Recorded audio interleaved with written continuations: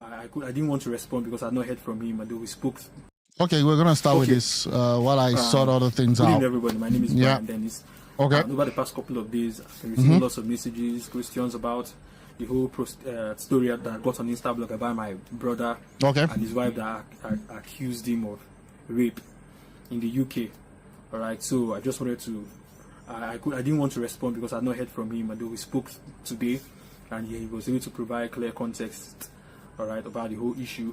And his phone was seized. All right, we both know that if you're dealing with a criminal investigation in the UK, they'll take your phone as part of investigation. Okay. So, but he's been able to get a hold of his phone, and then we spoke. And I'm just going to give you a summary of everything without wasting your time. Now, my brother got married in December. The love of his life. He's known this girl for 6 years. All right, he's known her for 6 years. So it's not like he just met her somewhere. He's known her for 6 years. They were together. They've known each other for 6 years. Fair enough. I just wanted to stress that rather. Now, 2 days after the wedding, he found intimate pictures, videos that she was exchanging with her ex-boyfriend. His name is Desmond, in the UK. All right, in the UK. Her ex stays in the UK. She and this guy are they're exchanging nudes. They are talking. I mean, this is his own account, and I don't have anything, to add to that one. It's just what he's saying from his own perspective, and I'm trying to also figure out and find the story as we go out on stream, so that we kind of, get all these things sorted. Okay. And everything. He found out 2 days after the wedding. 2 days. Now, he also found out that this man had been processing visa for his new wife, this Desmond with the UK. Now, this Desmond is married though. He's married he's married to a wife. He has a wife there in the UK, a Nigerian in the UK that he's married to. But they processed visa for this babe. This is my brother's wife. So my brother's wife found out he was devastated. But of course, he didn't want to cancel the wedding. He didn't want to say I'm not marrying again, which I know so many men will do, including me. He didn't do that. No, that's the first red flag. I mean, I don't understand how you would say that you've seen this is and maybe I don't know, maybe it's just life reality or something. I mean, there must be more to that. You can just tell me that he didn't want to cancel because the wedding or all those stuff has already been set. It just doesn't make sense. He said, okay, just cut off communication. The man requested he said, cut off communication from this guy. That's all I asked for. We are married now. And the woman kneels down and say, oh, I will do that. His wife said, I will not do it. And again, let me put it this way. It doesn't work that way. No matter how you put it, it doesn't work that way. That's not how it's meant to work. The matter ended. And the man requested a refund from UK visas, and they gave him his refund. I think, yes, I'm going to put up, I have the screenshot for that. He gave him back his refund. Now, as of September this year, she gave birth. She had moved to the UK already. Gave birth. Now, before we go to the birth part, after they had moved to the UK, they go work now. All right. Normal. She's a dependent. She never get work yet. Okay. He found out that she had resumed talking to this Desmond again with the UK. Yeah, because I was processing her visa. Yeah, because you went ahead, you saw the red flag. So the guy saw the red flag that this lady was already into this guy, and he still went ahead with the wedding and all of that, thinking that okay, after that things will stop. It doesn't work that way. For her, she had resumed talking to him. They started doing those crazy things. They exchanged this thing. So he was like, "What the fuck is going on?" And then she said, in fact, her UK number, which she just get, she does on the text time already. Hey, what's good? She said, I'm sorry. And then she blocked him again. Are you sure? Now, all right, life goes on. He by September, just about 3 months ago, she gave birth. Okay, yeah, fair enough. And out of some curiosity, because we're in that area where DNA and everything, out of some curiosity, he went to do a DNA test. Okay, right, fair enough. I'm going to put the result on the screen. He did a DNA test, and the DNA test confirmed that he is not the biological father of the child. You are not the father. He was devastated. He was calm about it. He reached out to about 3 family members, close friends. And then because of how the situation is in the UK, they told him, see, don't do anything yet. Just be calm about it. Who told him don't do anything yet? Because that's not the government position. I'm just saying. Take time, all right? And so talk to more people, try to pick brains, this thing. So he reached out to his pastor, and then his pastor said, see, the pastor said, okay, see, go and protect your family, all right? So he resolved in his heart he was going to forgive. What does that even mean? Like the whole thing, right? From the get-go, you knew that there was a problem. You went ahead to still go, do the marriage and all that. Now the pastor is saying protect your family. Which of the family? Already, this lady already has someone that they're already working together and trying to leave your home. And so I don't know. Although the people that were advising were like, see, the guy go tell her the matter, she will go bring one false charge against you. All right, but he wasn't worried about that. He decided to forgive her, and then he went home on the 27th, in November. No, it's sometime in October, rather. Sometime early November, rather. He confronted her, told her, see, I know this child is not my own. He showed her the DNA test result. I know this child is not my own, but I forgive you. The only thing you go do for me is that this child will not stay with us. Because I'm a student, yet I'm working, you're not working. I cannot now be doing childcare for a child that is not my own. Yours, right? The expenses is too much for a young man. And it was like, okay, I'm going to work, think about it, and then let me know what happened. And when I come back, we'll talk. And she even now confessed who she suspects is the real father. My brother even called the man. And the funny part, the real father of the child back for Nigeria here is also a married man with 2 children. Oh yeah. Apparently she had sex with him 1 week before their wedding. Hey! 1 week before their wedding, she had sex with him and then got married to my brother about 1 week later. Now, my brother called him and said, oh, no quarrel. See, if I say you're picking, you get picking here, or how we go do? And my brother said, hey, we're going to send the child over, and then how does that you want to do your own DNA test. How does that arrangement even work? Right? How does that arrangement even work? That doesn't make sense, right? You say you want to send him over, then if you want to do your DNA test, like how? That doesn't even make sense. Like this looks more like a story. Also do your own, but this speaking no go stay with me. He was pretty calm about it. There was no violence, and then he even told his wife that, see, plenty people just make her not tell you this matter because they fear say you go report me to, you go bring up one allegation or another allegation because they fear say I go remove you from visa and everything. I'm not going to do all of that. Okay, I'm not going to do all of that. I forgive you, but I cannot I cannot be hustling and taking care of a child that is not biologically mine. Forget the fact that he has been betrayed. This was, this was the highest character he showed.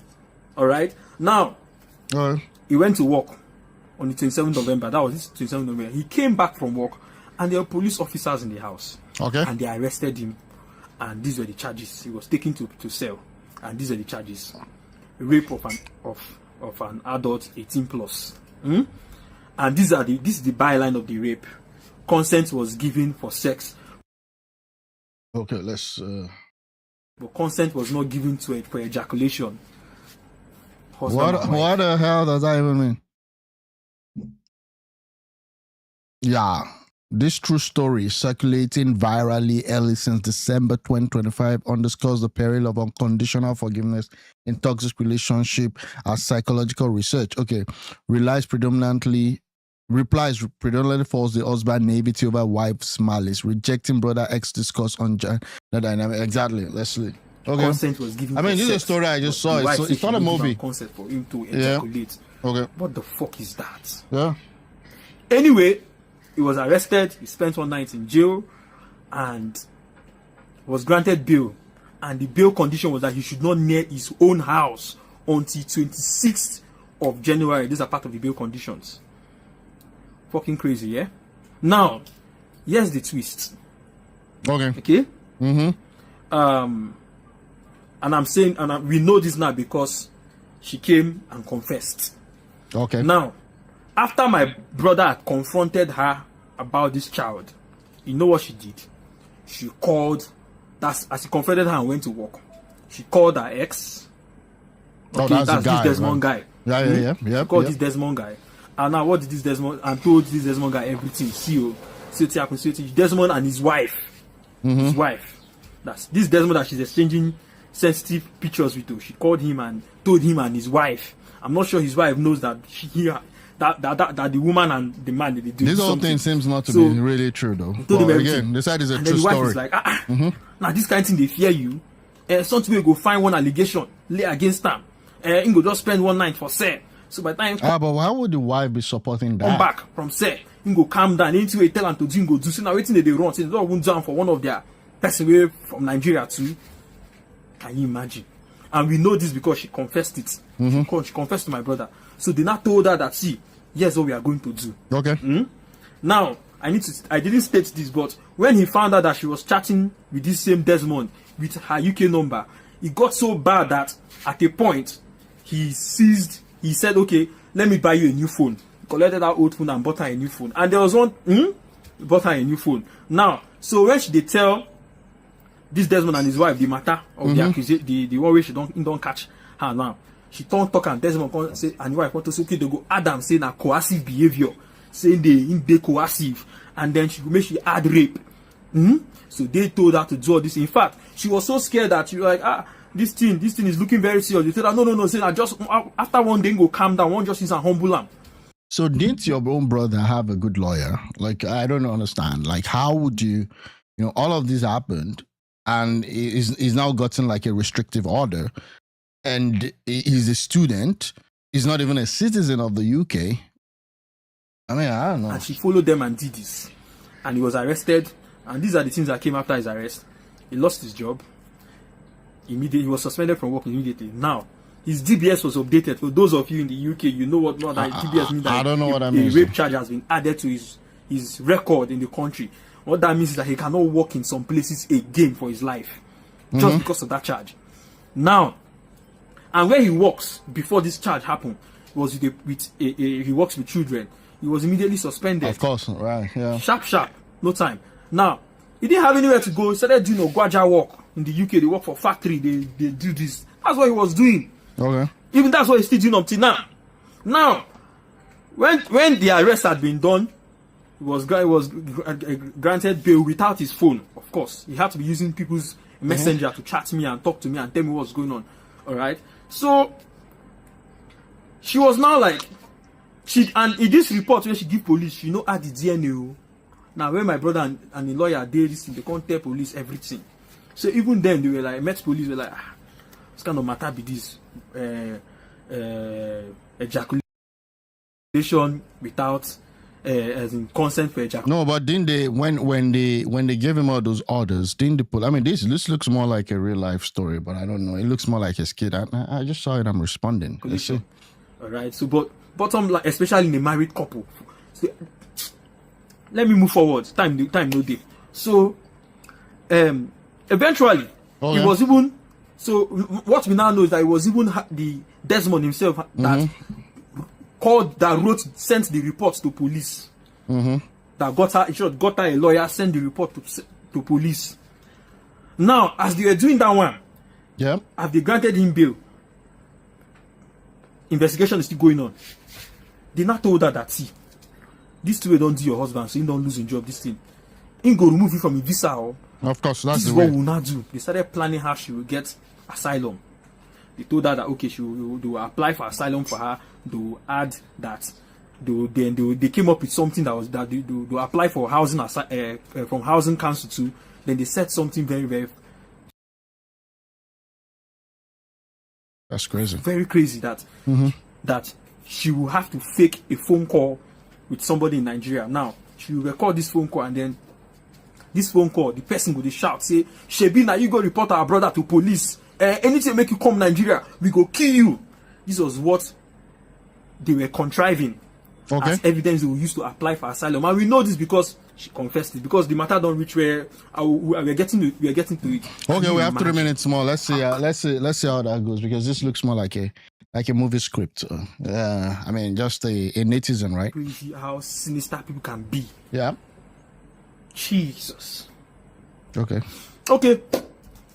Bottom line is that even when my brother was living in the streets, living on the streets, looking for money, doing all sorts of work just to this thing, they were still contriving, thinking of more ways. And then she started, I don't know, she started seeing something sinister. Why husband and wife, they more interested in seeing our own marriage end. Even after because even before the whole thing started, there was already a problem. You yourself said your brother saw that she was already compromised, she was already having affairs and all of those, but he still went ahead anyways. So he saw the red flag. So now I'm confused how you're saying that you're surprised that she wants to end the whole thing. Of course, that's what will happen. It's just normal course. And just saying as Ingo continue the marriage. I think at some point she said she needed to do again, and then she went to the police and withdrew the charges, and then called him and told him she has dropped the charges and confessed and told him everything that I'm not telling, some of the things that I'm not telling you. That's where we are. Okay. And it's sad because this man has lost his job. Yeah. He has lost his job. Okay. Yeah. GPS has been updated. So again, he is suffering from what I'll call unintended consequences, but he could have, gotten himself in a better place. I don't know what this man is. It's just a story that has been trending for a while. I mean, see, 226,000 people viewed, and that's it. That's it. I don't really understand what's happening. This lady has been actually on my timeline a lot, twerking on fella's grave, saying he would like it. So I decided to pay Baba a little homage. I decided to shake my nyash for Baba. Oh, that's crazy. What the hell? That's it. Well, in other news, you have this guy. Okay, so let me see this first. I witnessed everything firsthand. Harrison was invited by top government officials to Benin. When he came, the police decided that there was a need to keep him, and they kept him. Being a writer should be considered a mental problem. What? Zachary? Of course. Let's see that. There is nothing I hate in my life more than lies. Okay. I believe that all liars will go to hell. And when I see people lying through their teeth, lying hopelessly, it pricks me in my heart. Yeah. So again, I've not really had a position on this issue because there is no factual data that you can actually pinpoint and say this is what happened. Okay, there's no factual data. Like this other guy who is in question called Harrison has not divulged any major information with respect to the monies that they said he stole allegedly. And we've only seen one player here, which is VDM, come out to say he actually did steal that money. And the money we're talking about, for those who don't know, is the 5.4 million that was meant to be a ransom given to the kidnappers who kidnapped the couple. The wife was released, but the husband was not. Right now, the husband seems to still be in custody. The police has not been able to release the husband. Okay, the police has not been able to get the husband of this woman. So the husband is still with the kidnappers. But now the police has arrested the guy who volunteered to go intervene and release the couple. So they say he stole 5.4. We don't know. He said he didn't steal it, but he can tell us more than what he already said, because that would compromise his sources and his methods. But one way or the other, VDM has already concluded that he stole the money based on his own investigation. You understand? So again, based on his own investigation. Guys, if you're watching me, please subscribe. Thanks for joining. I really appreciate. Thanks for your comment. Thanks for sharing. I appreciate it. I kept quiet on Harrison's matter because of how sensitive it is. When Harrison came to Benin day before yesterday, I was part of that process from the beginning to the end. Oh, so this is a reliable source. The person who invited him to Benin why police detained him, how the investigation was done, when he was writing his statement, the presence of his lawyer, the meeting with the CP. I saw everything firsthand. I was not told. I saw it. I witnessed it. I was part of it. I made input in it. I suggested in it. Okay. Some of us decided not to talk about this matter because of the sensitivity of the case. The fact that we still have somebody in the den of kidnappers in the bush. We felt there was no need to talk on it. I am not going to talk about the details of the matter. Harrison will come out and tell the story at the appropriate time. But there are a few things I need to mention. Number one, the bloody liar in Abuja. This boy, I call him a boy because I'm not his mate. This boy in Abuja lying hopelessly that that's why he called police. Say, make the detain Harrison. Who are you? Who are you? Okay. Yeah, that was what he said. He said he called the police. And I felt they had to come and say that because at some point, maybe there were information coming out that he was going to be fingered in the plot to actually set this guy up and silence this guy. They've called him whatever, main character syndrome is his problem and all that. Again, I mean, he's up there. I don't think there would be any cause for him to be jealous of this guy because I don't think that Harrison has a lot of reach compared to VDM. But I still don't understand why on earth he will come out to make that video. This smells like a setup. Now you call police, make them detain Harrison. Ask who? Ask who now? I am confirming it to the world today. Harrison was invited by a top government official to Benin when that Auchi matter happened. And when he came, the top government official said, go and meet the commissioner of police and have a conversation with him. And when he got there, the matter was investigated. The police decided that there was a need to keep him, and they kept him. We wanted to bail him. All this happening while the victim of the kidnapper is still in custody. I mean, I don't even understand. Like, God, I don't know. Like, someone kind of explained to me, like, the police can rescue a couple.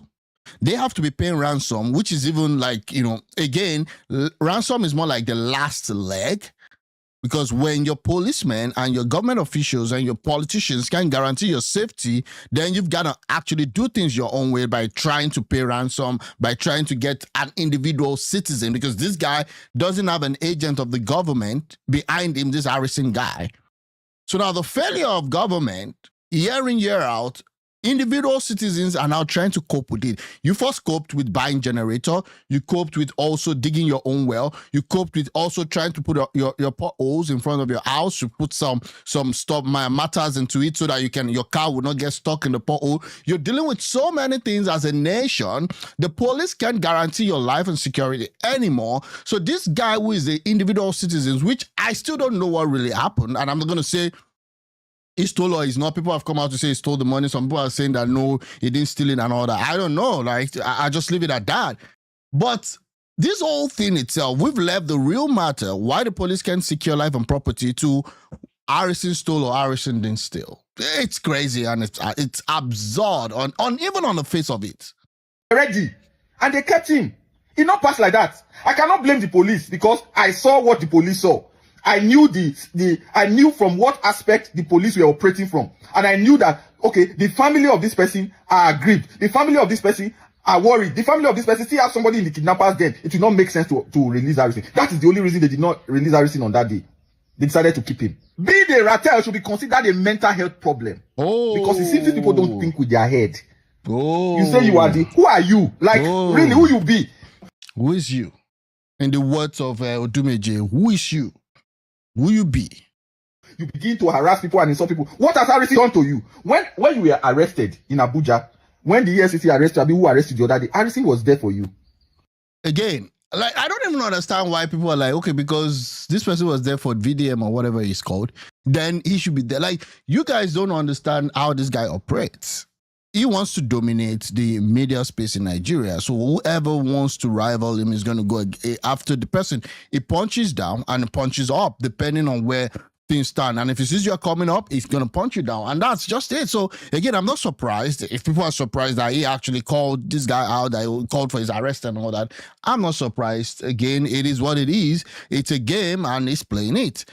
I'm not in support of what he did, but we should not be surprised. Oh, this person was there for him. Well, when you had problems the other time, Harrison took flight from Delta and went there for you. I am not defending Harrison. I'm from Auchi. The person that was kidnapped, the person still in the kidnapper's den, is from Auchi. I met the younger brother of the person who has been kidnapped. He was there that day. He told the side of the story. Okay. The DPO of Auchi told the side of the story. The commissioner of police assessed the situation. Harrison told the side of the story. Yes, there were mistakes. Harrison made mistakes, of course. Of course. But his own explanation is that that is part of his procedure to achieving the result he wants to achieve. I cannot give details because the case is a subject of active investigation. The only reason why I'm coming here to talk is to say, stop the lies. Stop the lies. Stop the lies. The lies are too much. And I still don't see where VDM comes into this. Because I still don't see how it became part of the story. Oh, he said the family, the Agri family called. The Agri family called. I still don't understand how. It's answered too much for Gary. Yeah, so what was his mistake? So, again, they're saying that, so this guy, Harrison, maybe just to put it out there, he helps, kidnap people, regain their freedom, and also goes after the kidnapper. So the family, who is in a Edo state, right, had a couple, kidnapped, and then the kidnappers were demanding 50 million. Quite absurd. They negotiated to 20 million. Now, they delivered the money, to this guy, and then the story had it that this guy, Harrison, took 5.4 million out from that money when he was going to deliver the money to the kidnapper, allegedly, That was what they said happened. Now, we don't know why he did that. And he is saying that the reason why he did that was because that's part of his process. Now, the question is, why didn't you inform the family? According to him, he's saying that the reason why he didn't inform the family is because he didn't want to compromise his own operation. Now, the whole thing has been blown open. The guy kidnapped is still in the kidnapper's net. And again, now VDM is also into the old story now, saying that he was the one who called the police to arrest him. I don't know how true that is. What liars are you stopping? I don't understand that question. Blind person go see. You see this thing called jealousy. It's the root of all hatred. A lot of people are jealous of Harrison. I am saying it. I am not a fan of his methods. I don't believe a private citizen should do the job of police. 100%. I have been clear about it. Yeah. Nobody can play the role of government for government. Yeah, but that's what we've been doing in Nigeria.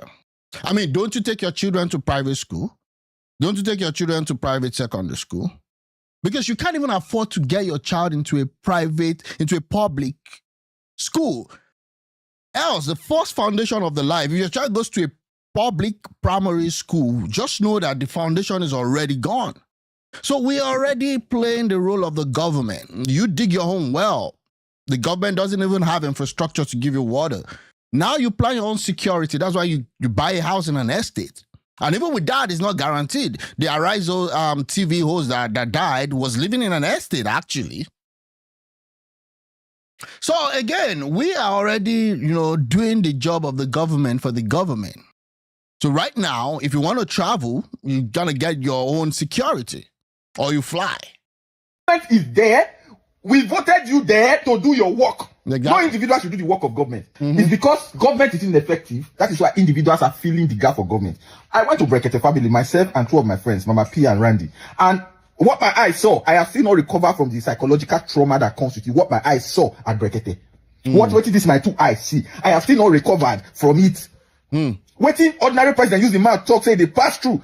It's not something that should happen to any human being. The way it has been treated, despite all the things he's doing for this country will finish you.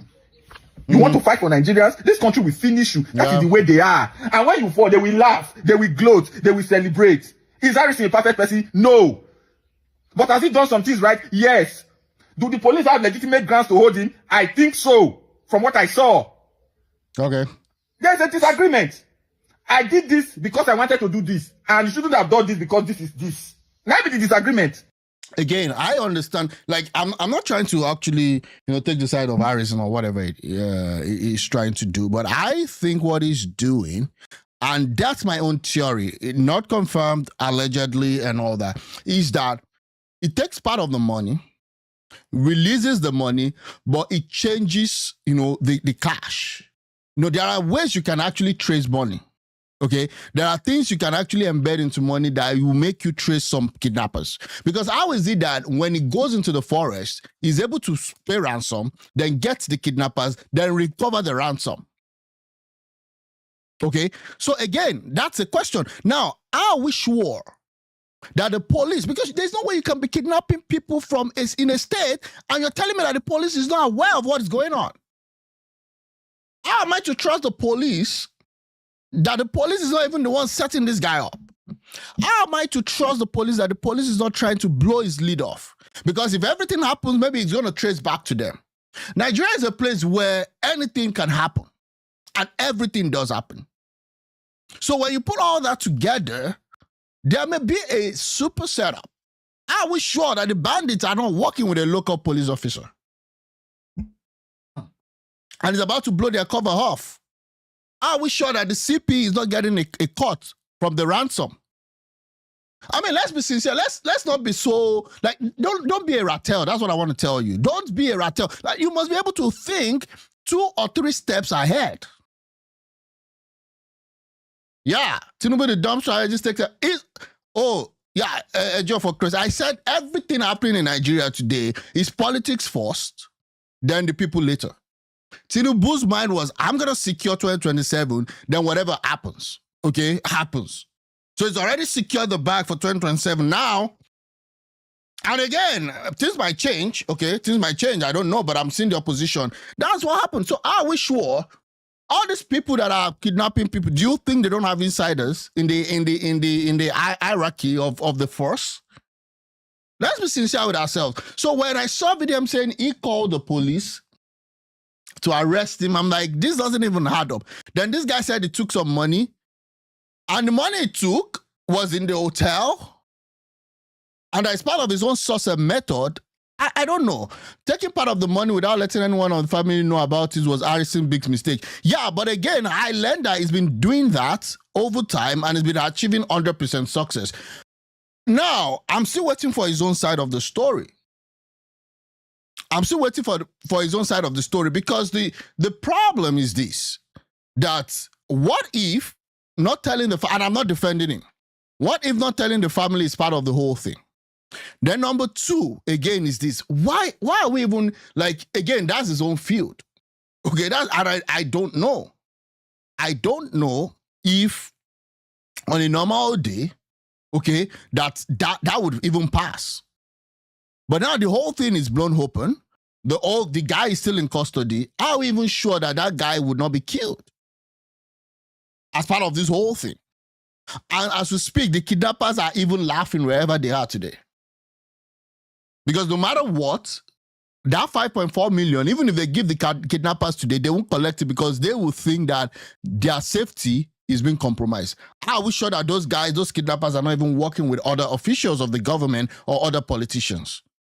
There is no thief outside if there is no thief in the house. Like, that is, for you to operate successfully, there are always, more than often, an insider. There are insiders that will tell you this is what's going to happen. Because this is an issue of life and death. This is an issue of life and death. And the 20 million is not going to the guys in the forest. The 30 million, the 50 million, all these monies don't go to the guys that are doing the operation. The guys doing the operation, doing the kidnapping and all that, they are at the lowest level. They are at the lowest level of operation. There are guys that are top there that they may be living in your estate. They may be living behind your house. And they are the one controlling these kidnappers. The guys in the forest are not, that's not the end all be all. These guys are sophisticated. So now this lid is blown open, and I don't think anybody will want to call this Harrisson guy again on any kidnapping case. Because now his source and method is already known. And that's the problem. It's a person, at the appropriate time, Harrisson will come out and explain himself. And I am sure he has a lot to explain. He has a lot to talk about. We will see it. It will come. I cannot speak on his behalf. I know the details. I know every detail of the matter. I know. I saw everything myself. As we speak, the money in question is in the custody of the police. And if you've not heard that one anywhere before, I can tell you that the money in question is in the custody of the police. Okay. We cannot deny the fact that there are issues. We cannot also deny the fact that the police have a reason, have their right, have their reason for wanting to keep Harrisson. But what the police is always, they're always useless. That's just it. Yeah. How can you, as a police officer, not be able to see? You are not able to secure your state. Okay, you have kidnappings here and there, and that thing is even boiling over now. It's already in the South. The kidnapping thing, that will be the first thing. Then you have the banditry that will follow. Then you have the terrorism that will follow if nothing is done. Tinubu has taken everything else. But that guy lives in politics, sleeps in politics, use the opposition's head against each other, the citizens' head against each other, and it's very effective. It's very, very effective. As in, that guy is effective. We cannot deny that Harrison has done a good job in the past. And we cannot throw him under the bus for any reason. And again, my heart and my feelings goes to the family of our person. My person, Esako person, our person who is still in kidnappers den. We have gotten to a stage in this country where kidnappers can count money and tell you the money is not complete. Now, every day, so.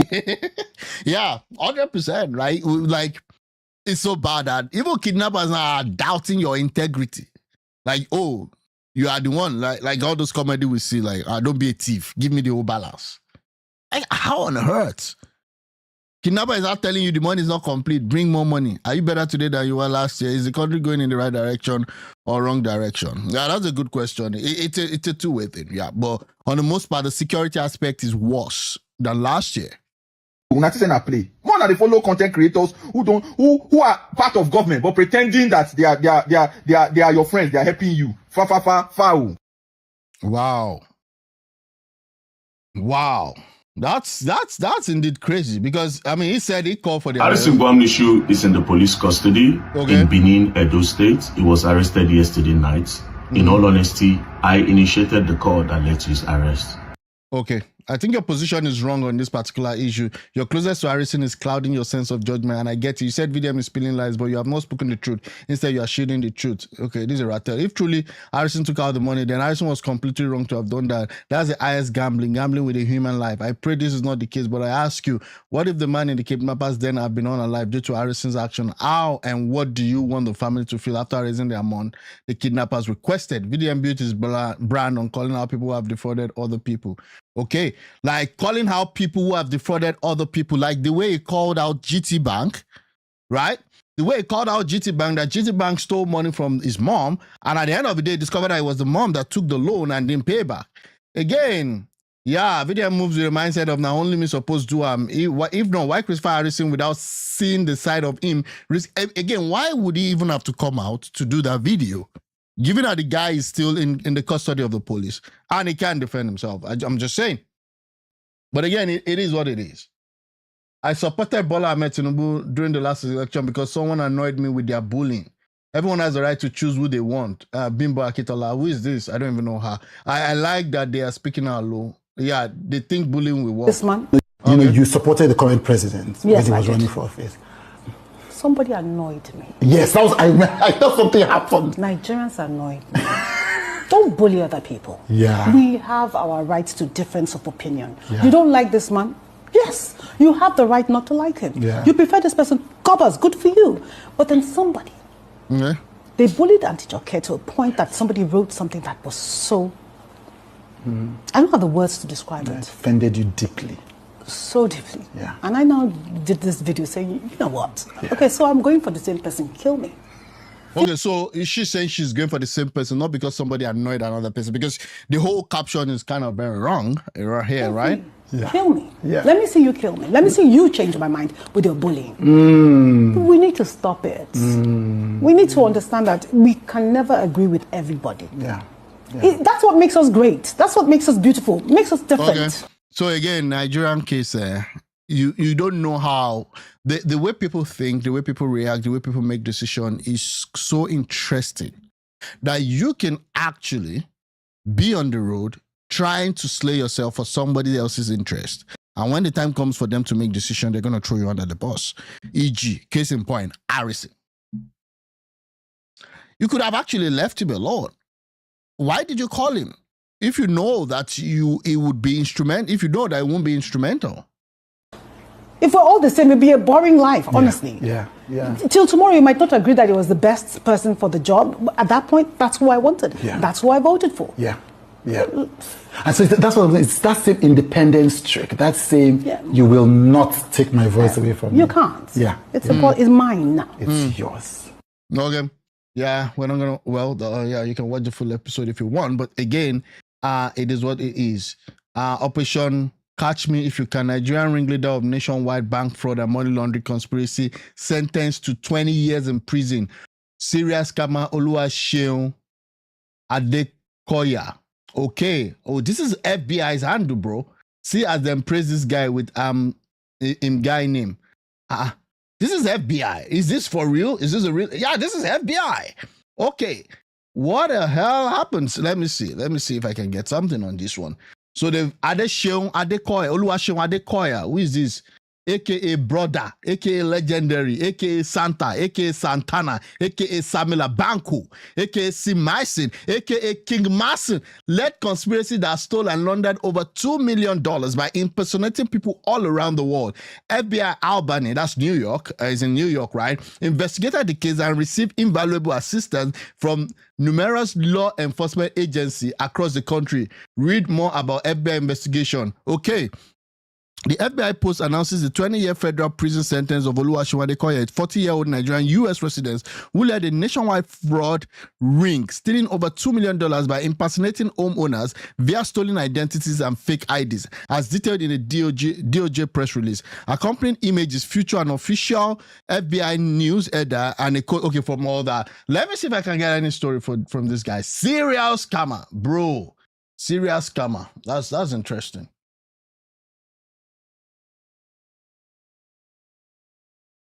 Man, what the hell?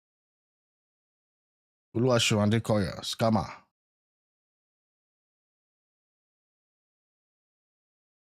Oh wow, this is it. What? For impersonating social media. Oh, UK-based Nigerian kingpin. Okay, this is another guy. No, so this is a story here. Let me see.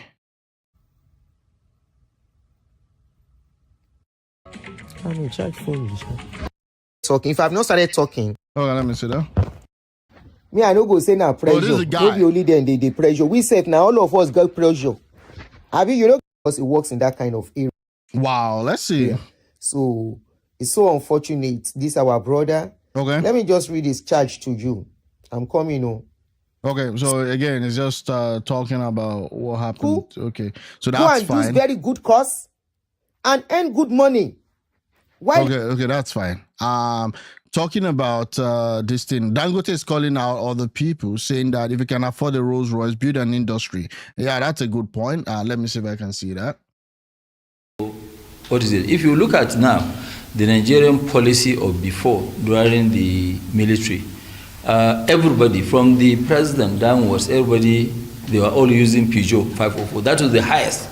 So when a president is using 504, you cannot come as a commoner, as a businessman, or whoever you are, to be using Rolls Royce.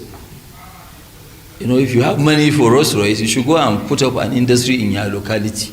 I agree. Or anywhere. I agree. What if Tinubu is an accomplice to insecurity in the country? Otherwise, why should Buhari take guns away from individuals but allow bandits and headsmen to carry AK-47 and Tinubu is okay with it? Did you see the arrest that was made this week of a truck full of AK-47 and bullets? There was this thing also when I was watching this the Senate proceedings and session on insecurity, how there was a video of a truck also that was actually moving and they saw bullets, casings were actually dropping. That's how bad things are.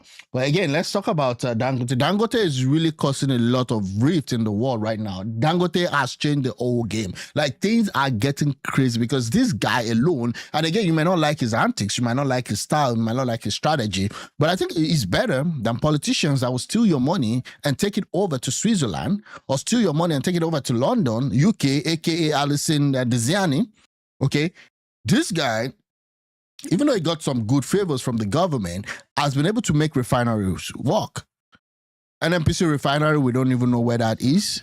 He's been facing a lot of sabotage. There was a time he actually said they faced actually 22 sabotage, people just setting things on fire, you know, in the Dangote refinery complex, or people changing and manipulating data to give a false product. He's facing fights from all this big oil conglomerate around the world. And now he has a refinery that is giving us 650,000, liters. Now they want to per day, and then they want to move it to 1.4. So globally, they don't like this guy. But I think it's making Nigeria proud. At least for now, we're now in the global market for finished goods. Out of Nigeria, wherever that you feel there's a need, and that's why really sometimes it pains me when I go to the local airport, whether it's here or Lagos, you see that to even find a parking of your plane is impossible. Everybody has a private jet. Those private jets should be in industry. Rich man wahala. Rich man wahala. Like problem of where do I park my plane? Where do I park my yacht? Where can I put my Rolls Royce? Like I've got too much cars here. That's a different level, bro. So that we can create jobs. Because today, luckily, some people maybe they don't know the position of the country as we speak. Because population growth is 8.7 million babies every year. So 8.7 million babies every year, we have to be in a lot of things. We have to deliver power, we have to deliver infrastructure, we have to deliver this. That's why a company like ours, really, we are never really, if you look at all our companies, the taxes that we're paying is high. We don't mind. Because, like what I keep saying, in Nigeria, anytime when you have a company, the number one shareholder is government. But, so what we are... And all of those tax, what's the government doing with it? That's the question. What are they doing with it? What are they doing with it?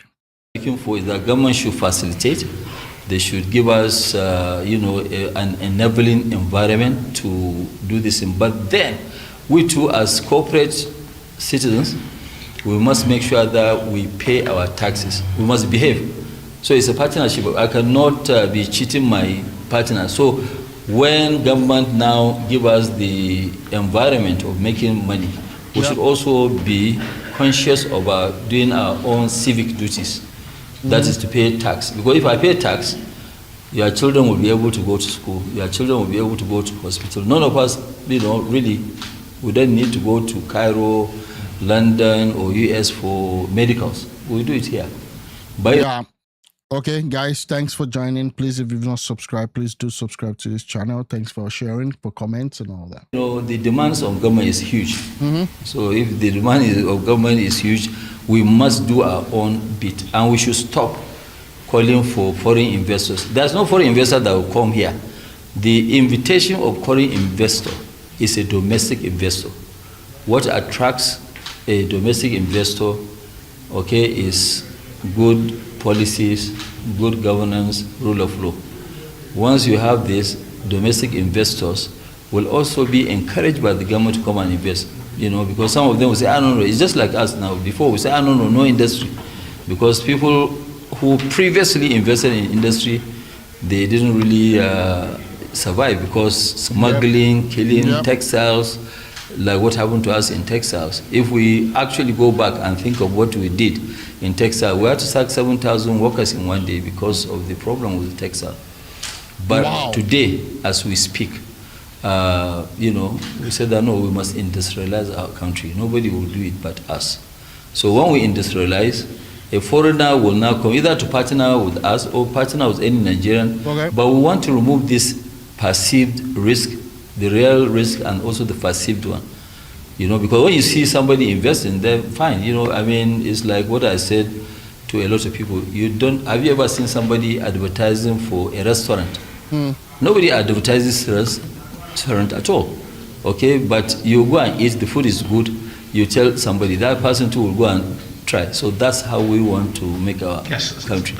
Yeah, that's fair. I just hope that all this work to help the country move forward, and we'll see. I love this man. His thoughts are very positive. This guy has really been the guy that really wants Nigeria to do well and do better.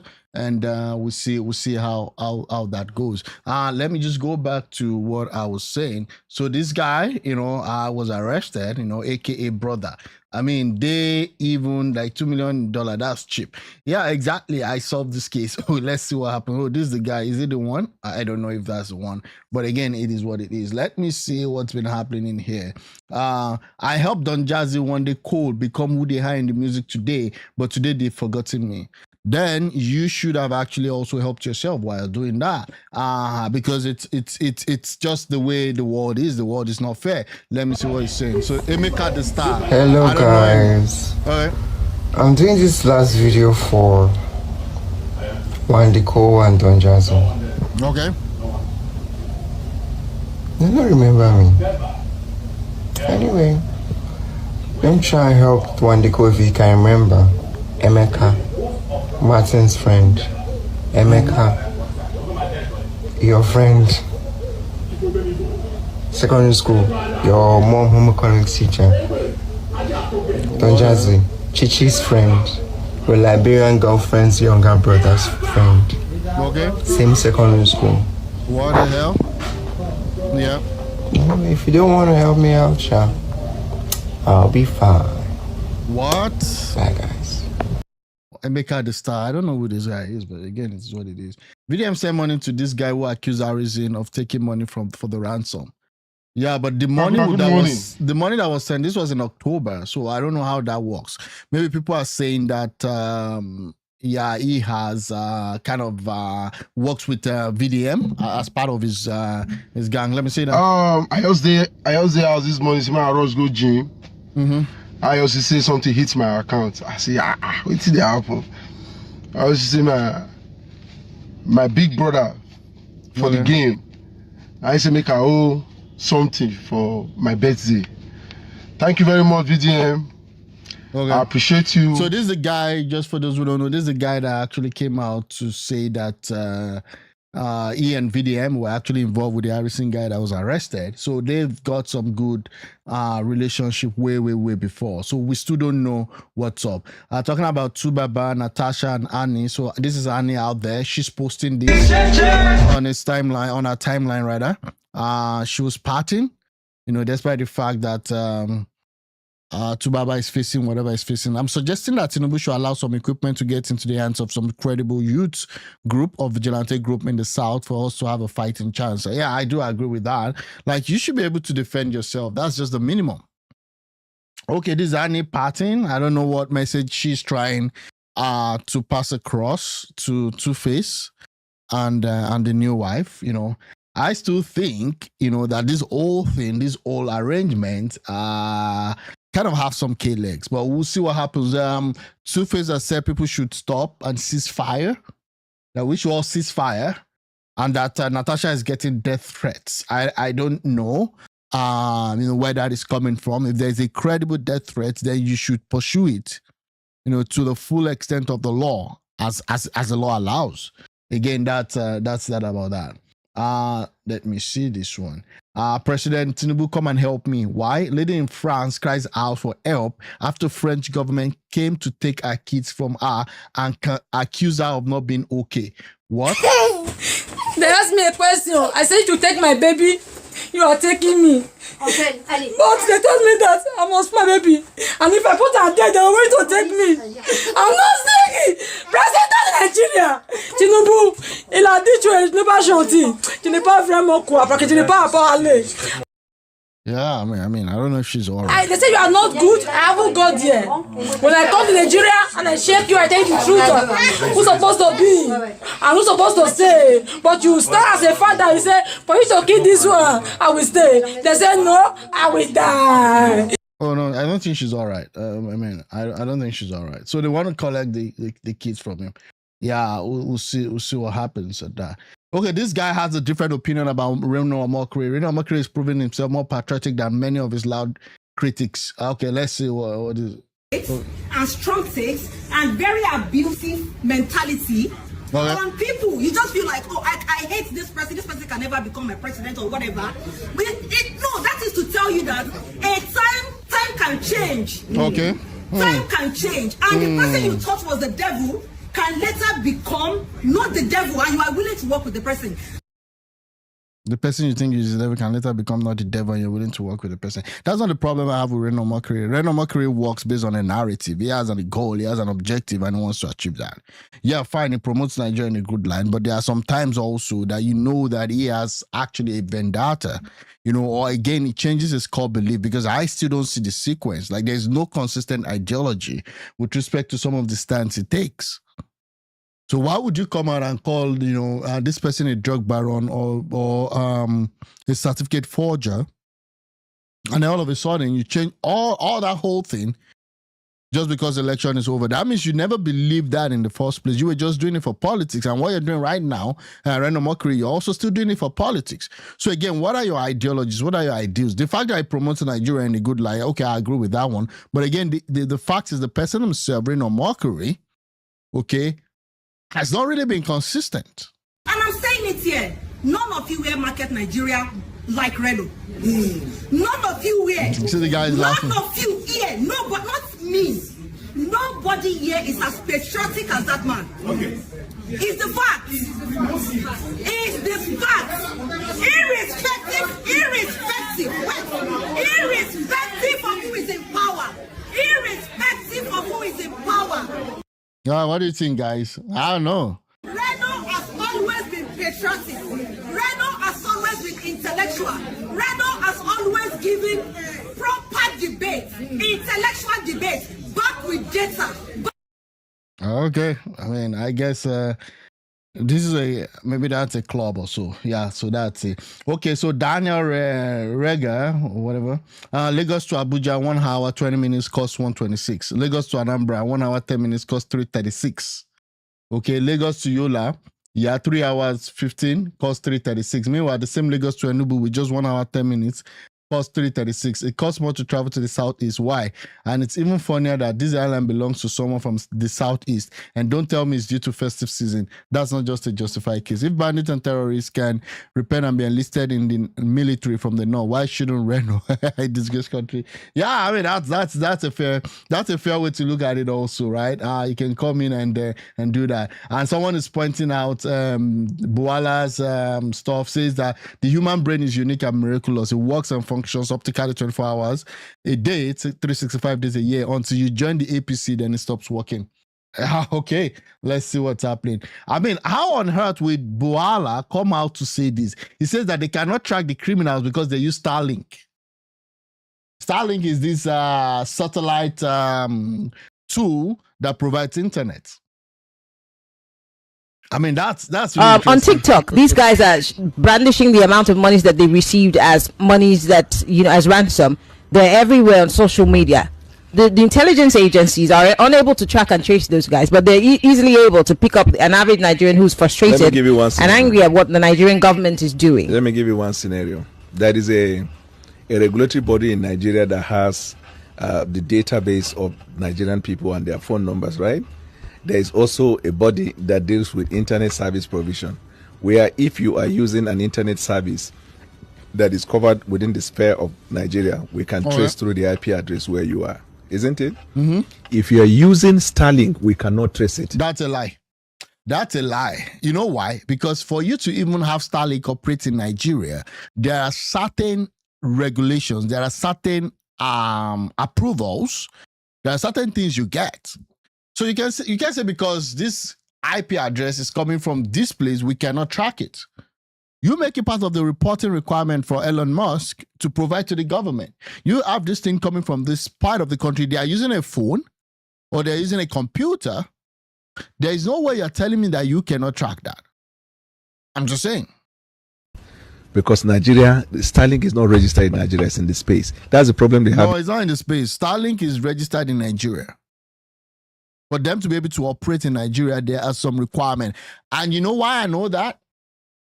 You know why I know that? Because before you can actually allow them to operate, they must actually be in Nigeria. Because Elon Musk is saying that the South African government has refused to allow Starlink to operate in South Africa. He just tweeted that today or possibly yesterday. I'm telling you. So what are we talking about? And that's the reality. Okay. Ukraine, I'm going to get that for you. These terrorists, they are most of the times, they are using cellular service and internet from the neighboring countries, not Nigeria. So it becomes tricky. How convenient. That they are using How convenient, Mr. Boala. That they are using That they're using Starlink. When did Starlink come into Nigeria? Exactly. Starlink? Did he come after the Tinubu administration or before? Well, I know Starlink. I've been using Starlink before President Tinubu was before he was sworn in as a president. So as a result of that, so these guys have been actually on even before Starlink. Okay.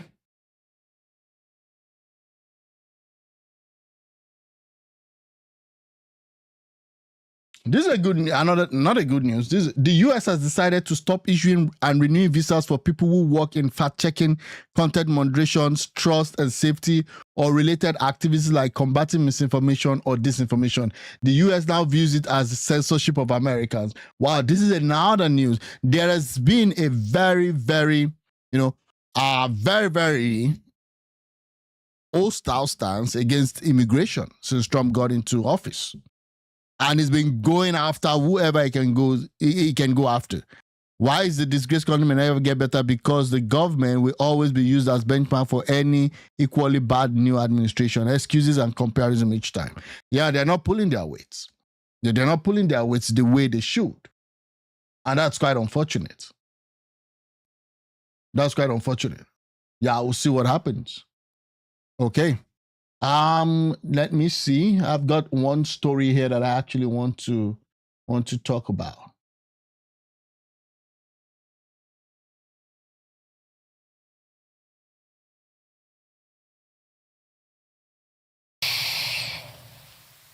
Second correspondence from Mr. President on the ambassadorial list.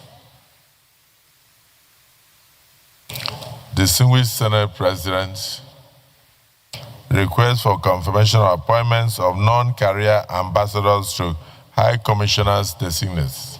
Okay.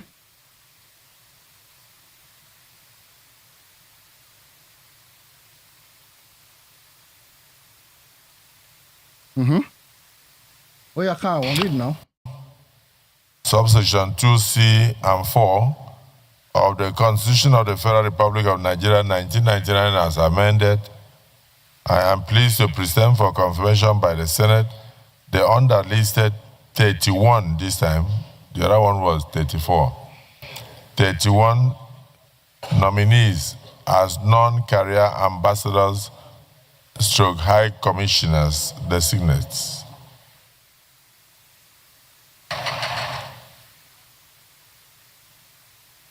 Adamawa State, Senator Grace Bent. Akwa Ibom State, Senator Ita Enang. Okay. Anambra State, Ikpazu Victor.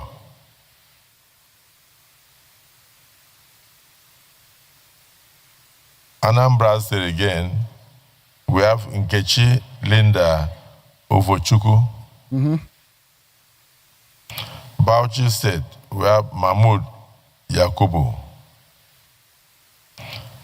Bayelsa State. Okay, so it's just reading them out. Okay, let's see that. For Delta State, we have Mr. Reno Omokri. We'll see what happens. For Edo State, we have Honorable Engineer Abasi Brahima, FMHR. That must be former member of the House of Representatives. You know him? He's a landlord. For Ekiti State, we have Mrs. Erelu Angela Adebayo. Oh, Adebayo, okay. For Ekiti State again, we have Barrister Olumiroa Oluwayimika. Am I right? Oh, Barrister Olumiroa Oluwayimika. I don't want to misspell the name. Oluwayimika. People are hailing Akpabi for insisting that Christopher Musa should not take a bow and go as usual. Can you imagine this is the only perceived good thing attributed to him? I still don't even understand, because at the end of the day, it was just more of a comment. There was no grilling question. And I kind of understand that you wouldn't want to like kind of put out, your methods, your instance, put out sensitive information with respect to that. But at the end of the day, it wasn't really a grilling. It was just more of a question of we want to know who gave the order to withdraw the troops from Kebbi State before the kidnapping happened. There was also another question of why General Uba was killed, a brigadier general. That's kind of, apex. Ayotunwa, Mrs. For Enugu State, we have Right Honorable Ogwani Ifeanyi. Okay. Ogwani, that must be the former governor, right? For Imo State, we have Barrister Mrs. Chioma Ohakim. Okay. For Kano State, we have Lieutenant General Abdul Rahman Bello Dambazao.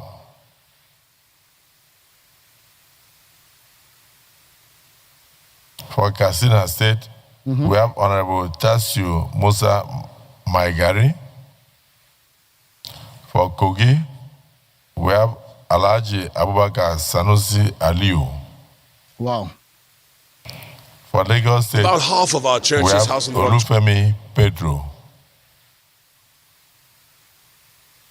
For Nasarawa State, we have Barrister Mohammed Obandoma Aliu. Okay.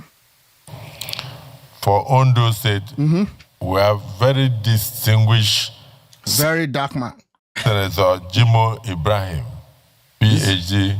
This Jimo Ibrahim guy, fight for Black American reparation in America. We are rich, we have jobs, but they stole a lot of generational wealth that they owe us. Daga. PhD Daga. Your nomination is noted by the Senate. Okay. PhD Warfare. PhD Warfare.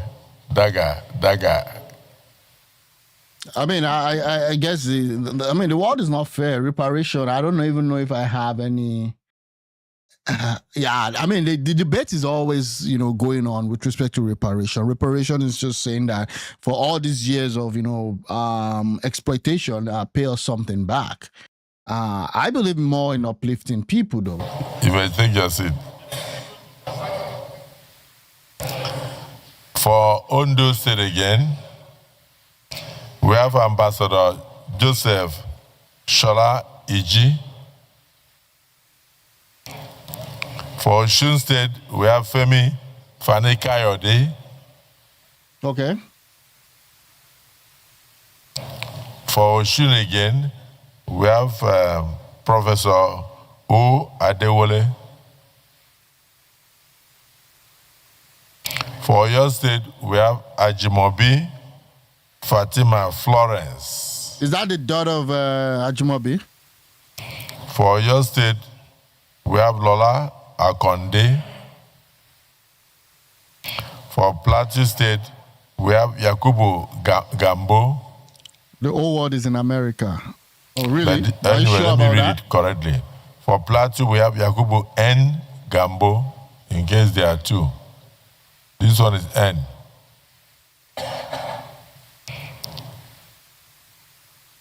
Then for Plateau State again, we have Senator Professor Nora Ladi Dadut.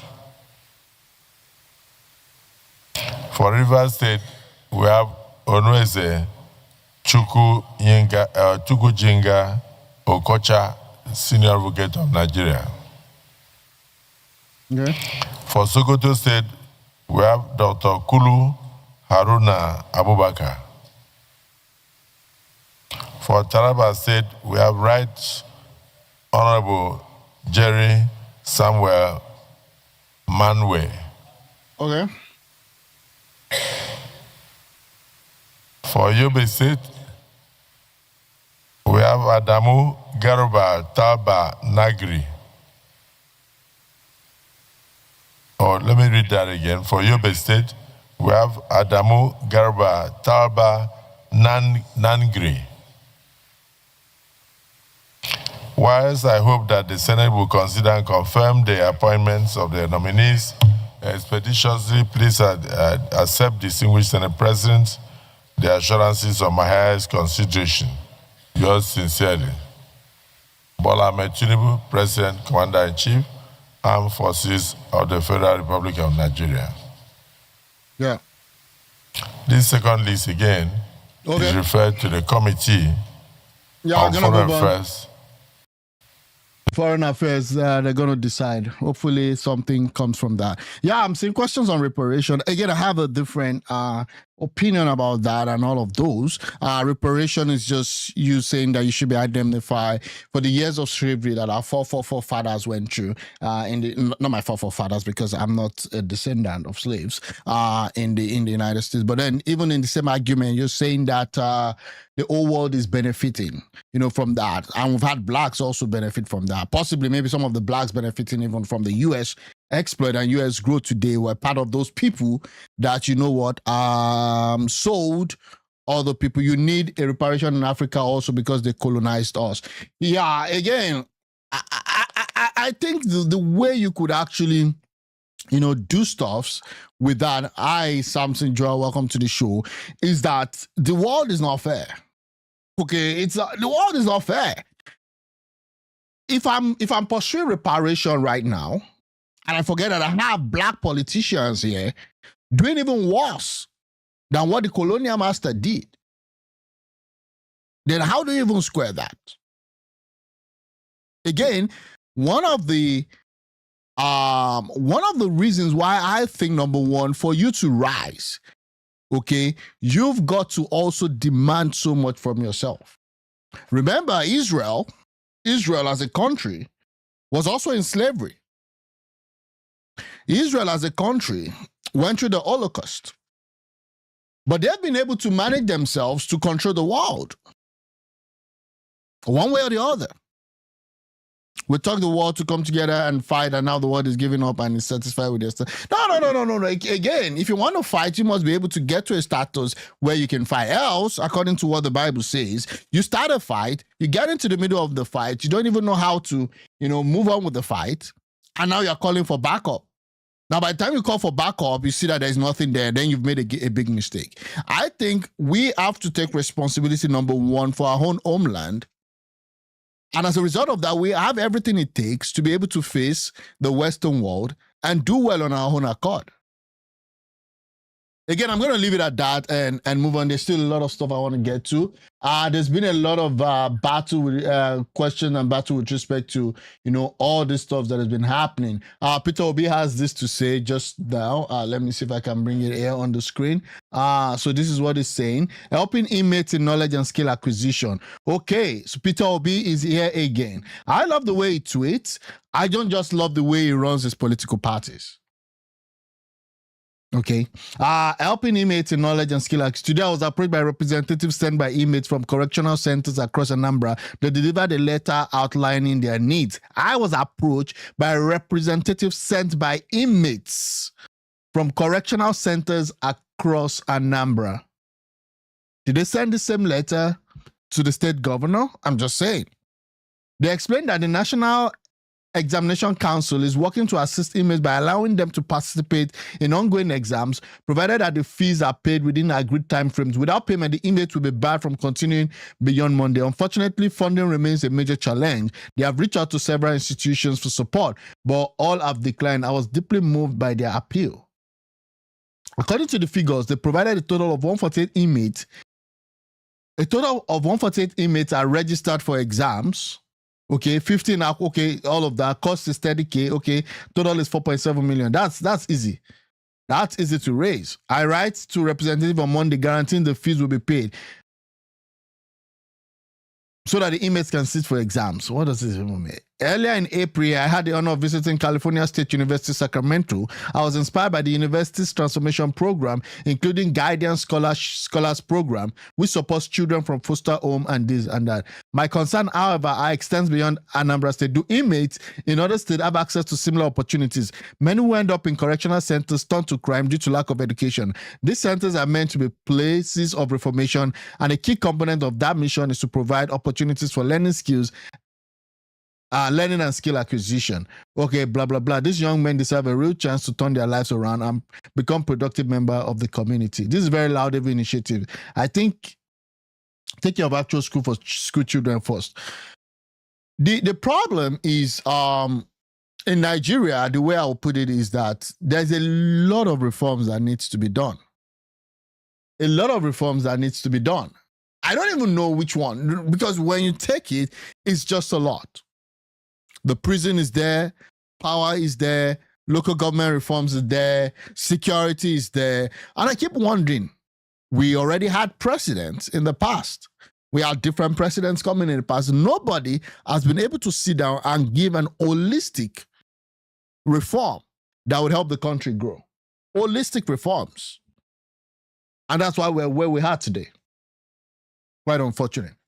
I have some bookmarks here. Let me see if I can actually just read them for you guys. Okay, this guy is saying that HARISSON, different school of thought here. When I was kidnapped, none of my friends, family, and well-wisher agreed to deliver a ransom to kidnappers when the money was raised. Former kidnapped victim. So this guy was kidnapped allegedly, and he has something to say. Diverting millions meant for ransom payments to kidnappers. Okay. The thing shocked me. Nigerians, some of us get special talent at bringing people down and making good people look like they are committing a crime. Okay. What HARISSON is doing, 99.9% of these keypad warriors calling him out will not do it. Yep. Never been. You cannot do it. I agree.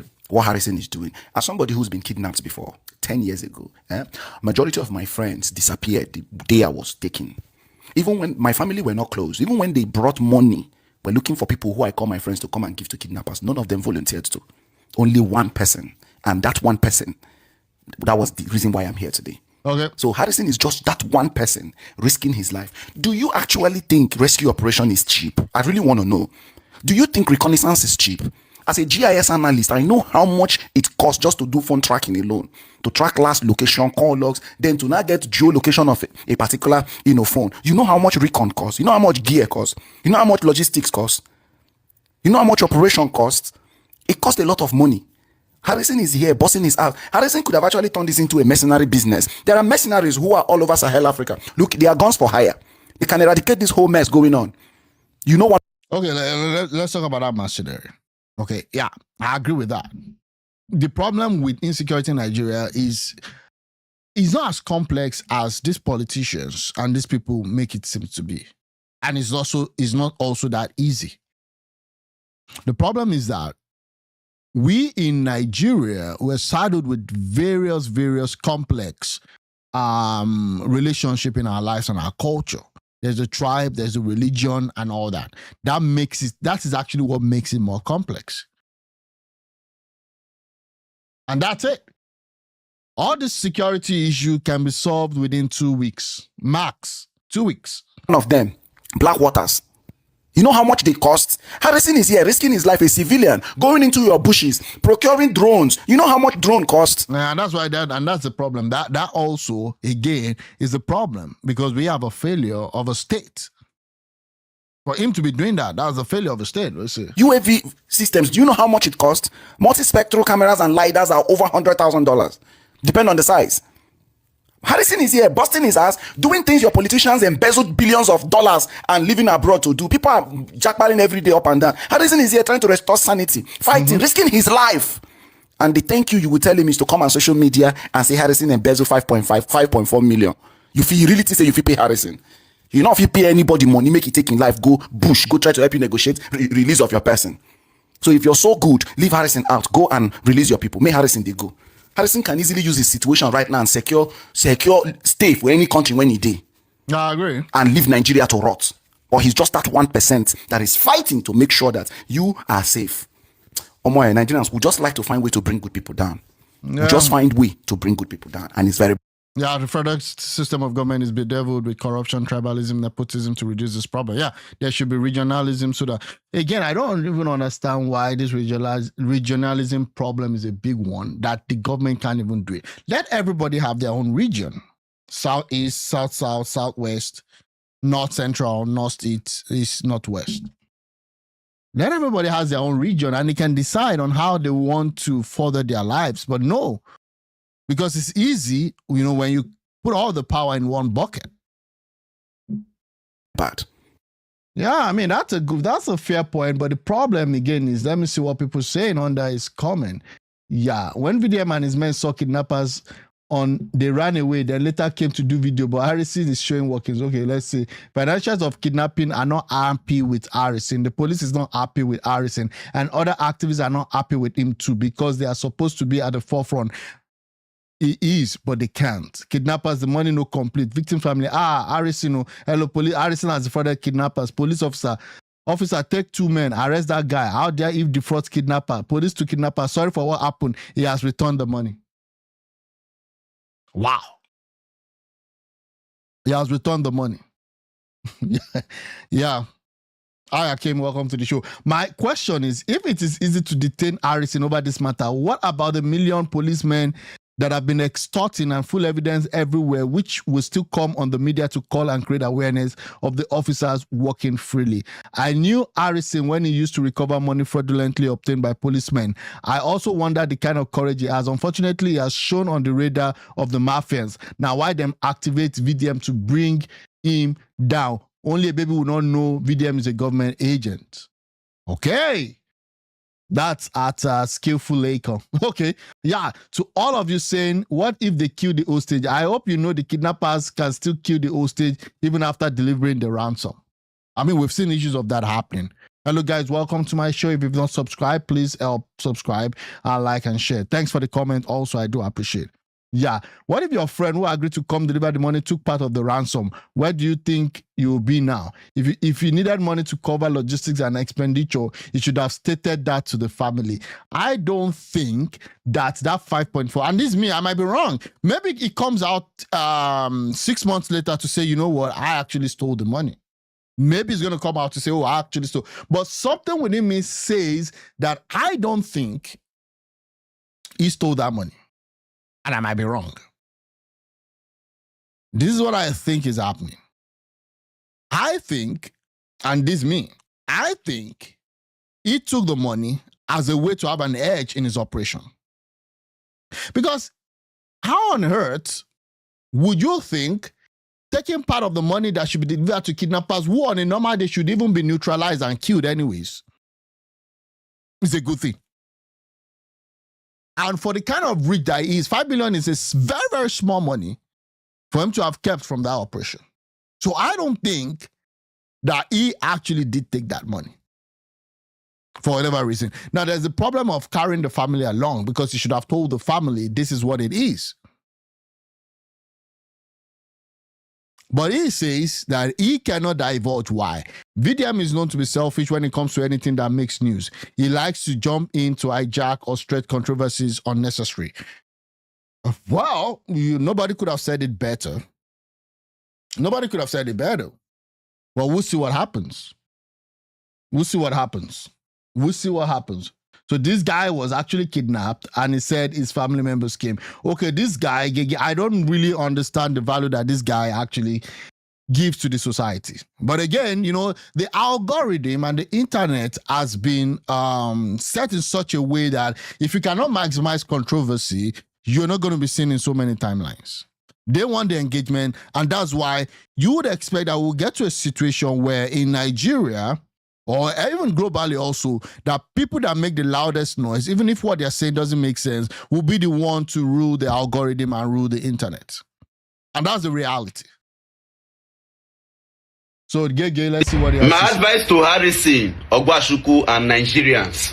If you know Harrison, that civilian, I mean, if I know Harrison, that civilian where they go rescue civilians from the hands of kidnappers, take her to this video. They say that I know is the last comment of a fool. If they say I know before, I for listen to Gege advice. Now, whether you like it or not, what is bad is bad. Yeah, what is bad is bad. That's if you can prove that he actually stole the money. Okay. The problem of Nigeria is emotions and sentiment. Okay, yeah. If you like do 99% good, if you do one bad, we go condemn you. We go criticize you. We go arrest you. Now, so we fit move forward for this country. So because you don't do good before, if you do something, but we could not talk about it and see you. But you've not been able to prove that he actually stole the money. He has not been able to come here to tell you that he actually stole the money. Okay? And again, this is a sensitive case. So how do we then place that? About something you do. Now problem with that for Nigeria. But I don't forget the good way the guy do na. Nobody's forgetting any good that anybody has done. Nobody. Again, nobody has been able to prove that he actually stole the money. Okay. The fact that he didn't deliver the whole money to the kidnappers doesn't mean he stole the money.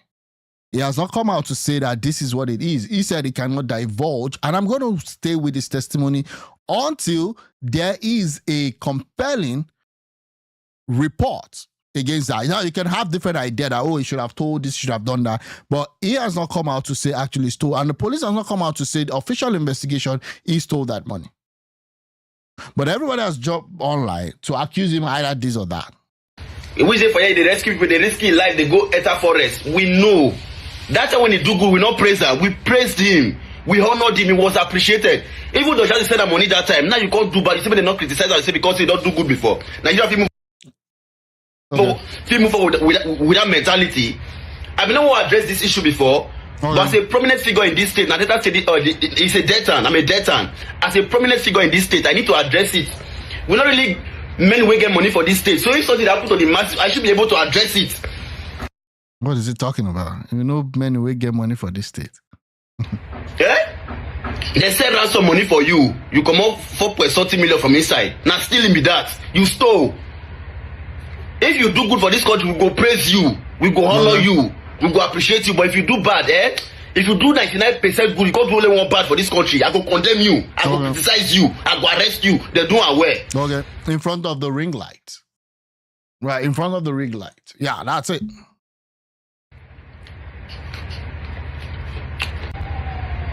What is wrong is wrong. What is right is right. He don't do good before, we know. Now good man he be, but now you don't. So he keeps repeating himself here, and I have to move on. Yeah. So again, that's that about that. Okay, so this guy also have a different. He's saying that he actually stole the money. Now I see VDM, HARISSON, and of course the Nigerian police force. Okay, so three players. We're talking about HARISSON. Yes. Yeah. First truth. I believe in my heart that HARISSON actually collected that money based on series of conversations who we don't hear. Okay. We think transpired that day. None of us did it. But we don't hear from different sides, and HARISSON's parts and the other people part. The HARISSON's part that we all heard of is not the complete part. So again, he's saying that he cannot divulge everything because of his sources and of his methods. Because right now, let me tell you the truth, it's over. This so-called him going into the bush to rescue people is over.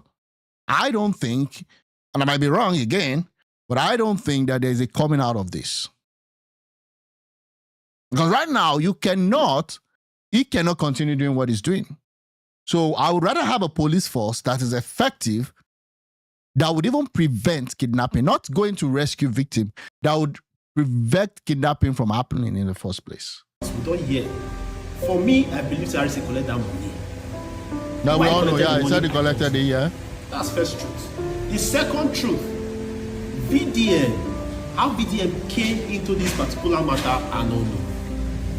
No, so VDM is claiming that the family called him.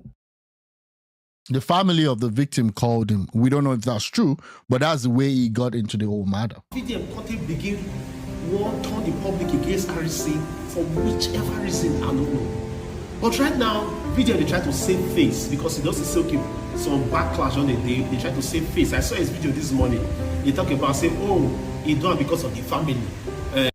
Okay, there's a new video from him. I didn't know that. Okay, let's see. So that maybe the kidnappers know say the family, they don't get any part of it. He's trying to manipulate. No. So he should go into the forest and release the guy. That's what I would say. Go into the forest, get the guy out. I mean, since you came in to blow the lead, I don't know who gave him that hand. I don't know who he's working with. You came in to blow the lead. So again, you go release them. Right now, based on the backlash that he's receiving. The third truth, which is the most important truth of everything, I wonder why people know they call the Nigerian police force out for this whole situation. They are calling out VDM, they are calling out HARISSON, even the family of this particular victim. only person that know they call out right now are the Nigerian police force. Are you sure that the Nigerian police is not even the one setting all this? Are you sure the Nigerian police is not the one doing this narrative? Are you sure that the main person behind that real kidnap is not even the Nigerian police? Because it's not straightforward. All these things, all this power play, all this kidnapping, do you think that it's just some random guy that does not have a job that now says, okay, fine, let me just go into kidnapping? No. These are structures, these are hierarchies, these are systems in the government and with politics that decide to terrorize a nation. The Nigerian police force, which is very, very wrong, and I wonder why. For me, the Nigerian police force is at fault in this whole situation, in everything they happen for years. So yes, not their cause. If the Nigerian police force, they were actually doing their job very, very diligently. Number one, HARISSON for no get job to go they do. We go they find kidnappers up and down day and night. HARISSON they risky life. Now you know why they risky life. Yeah, maybe it's his passion. Maybe it's his passion. Trying to do his own beat. Again, you may not like him. I may not like him. I don't even know. I just got to know this guy like a few days ago. Well, he's very popular on Facebook and Instagram. I don't really use those platforms like that. You know, so again, the problem is that we have a dysfunctional system in Nigeria, and that's where we are. If the Nigerian police force, they do their work well, they're not going to kidnap people up and down for their various houses. They tell us people go pay ransom. Do you know, as a Nigerian, that if they kidnap you now, today, Nigerian police force don't get one thing they go do. They'll tell you, say, my brother, find a woman that will pay the money. 20 million, 10 million, 50 million, 100 million families, they gather money they never see. Because of their life, they gather and will give kidnappers. Police go, they tell you conveniently, say, go and pay the ransom. And again, that was what happened. Did you guys see there was this year during Buhari's government where the NYSC had as part of their guidelines and procedure that when you are kidnapped, this is what you're going to do. Be nice to the kidnappers. Try as much as possible. Talk to your family members. Try and negotiate with the kidnappers. Don't be harsh with the kidnappers. God have mercy. It's crazy. But everybody is blaming everyone else, apart from the Nigerian police force, which we are supposed to be blaming. Because if these people do their work well, HARISSON for no see money thief, VDM for no call. How do you know he stole the money? How do you know he stole the money? The person we are supposed to call out is the Nigerian police force. We are not calling them out. Because why? We want chase clouds. We want call person bad person. It's either we are so much in a hurry to call HARISSON a bad man, or we are so much in a hurry to call VDM a bad man. These two people, they're bad for where they did. They did wrong. HARISSON did his own part. VDM did his own part. But that's not the good of contention right now. Okay. The family of the victim, why did they call VDM first of all? To start with right now, talking about the family. No, the family called VDM. That was what VDM said.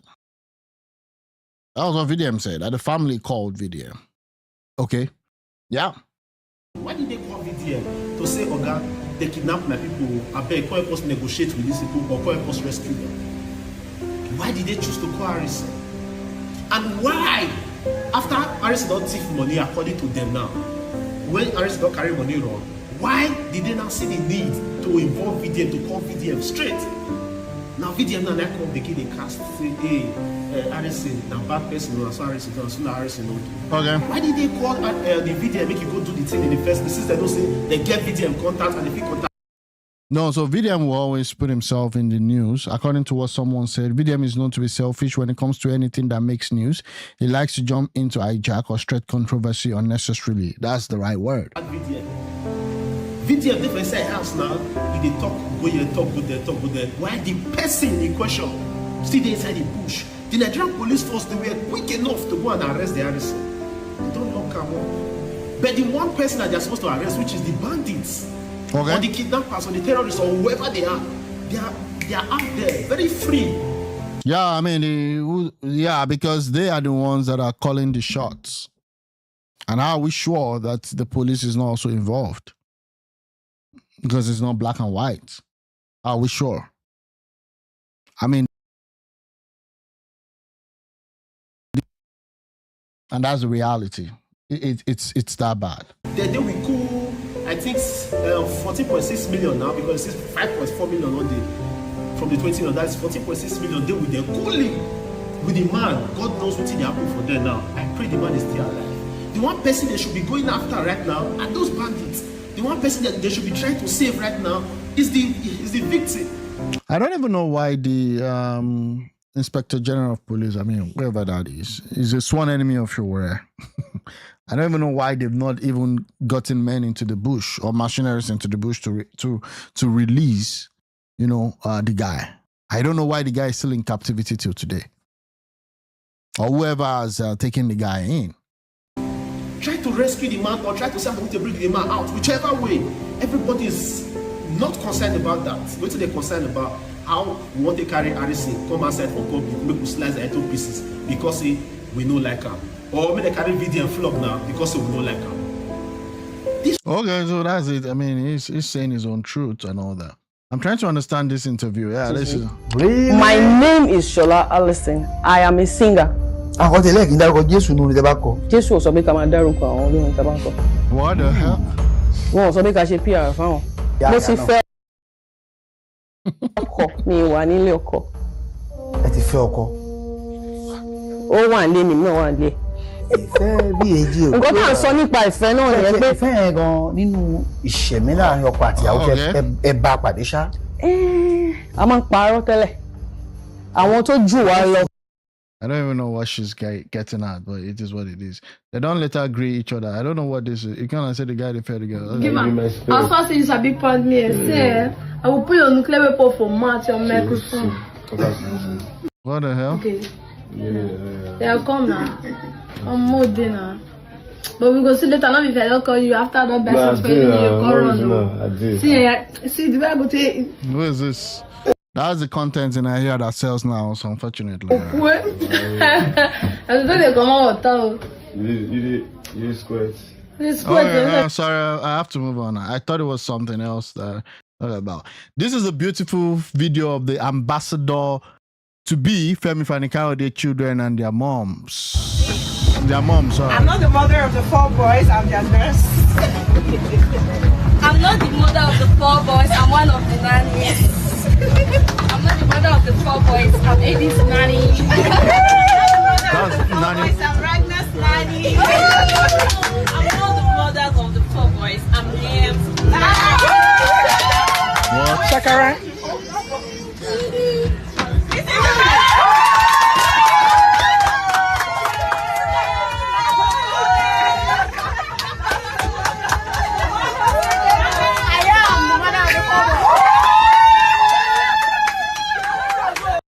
Okay.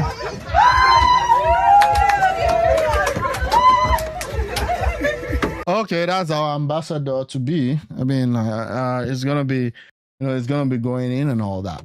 I've got a story. Let me just see if I can show it to you guys right now.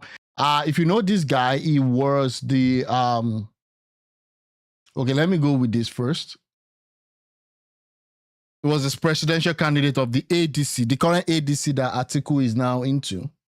And he's not been happy with how they've treated him in ADC because it's like they hijacked the party. Let's see what happens. I address you and my fellow Nigerians today. Before I start, it's important to say that as a Nigerian and a member of the opposition, my loyalty is to country, flag, and constitution. And you, as the primary symbol of our flag, have my loyalty and support to the extent of your obedience of our constitution. Having said this, my dear President, I want to tell you what you already know. The state of our nation is not good. I agree. The blood of the innocent is being shed daily in Nigeria while kidnapping and banditry are commonplace. Granted, you inherited this, but this should no longer be an excuse. At this defining moment when our dear nation is being ridiculed on the world stage, you should be the president who tells Nigerians the truth about this never-ending war that has cost us billions of dollars in taxpayers' money.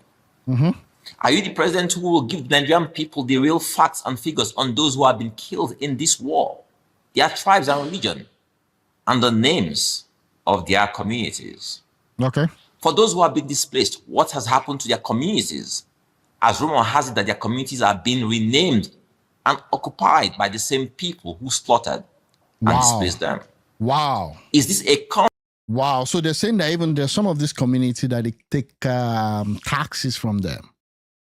They just take taxes from them. Conflict between farmers and herders, or is this a land grab disguised as conflict between farmers and herders? 4 presidents have come before you since this war started, and none of them told us the truth about what is really going on. John F. Kennedy said, and I quote, "A nation that is afraid to let its people judge the truth and falsehood in an open market is a nation that is afraid of its people." Mr. President, the time has come for us all to know our enemies and their motives. Is this a religious or political war? Right. Who are the sponsors? We are tired of innuendos and threats of exposing those behind these terrorists. All right. Surely you owe it to the people to expose and prosecute them if they are known. We are now being told to forgive and grant amnesty to bloodthirsty terrorists. Can we forgive those we don't know? Yeah, true question. The oath of every public officer, every soldier, is to country, flag, and constitution, and not to tribe and religion. Treason is when some of those entrusted with the protection of the fatherland decide to protect terrorists because they are kith and kin, or because they share the same fate. True. You owe it to Nigerians to go after these saboteurs.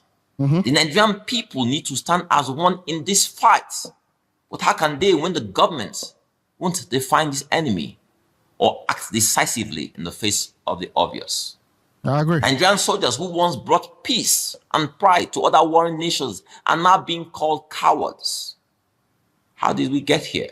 Yeah, I mean, if anything doesn't disturb you, it's the way General Uba was unceremoniously killed. Brigadier General.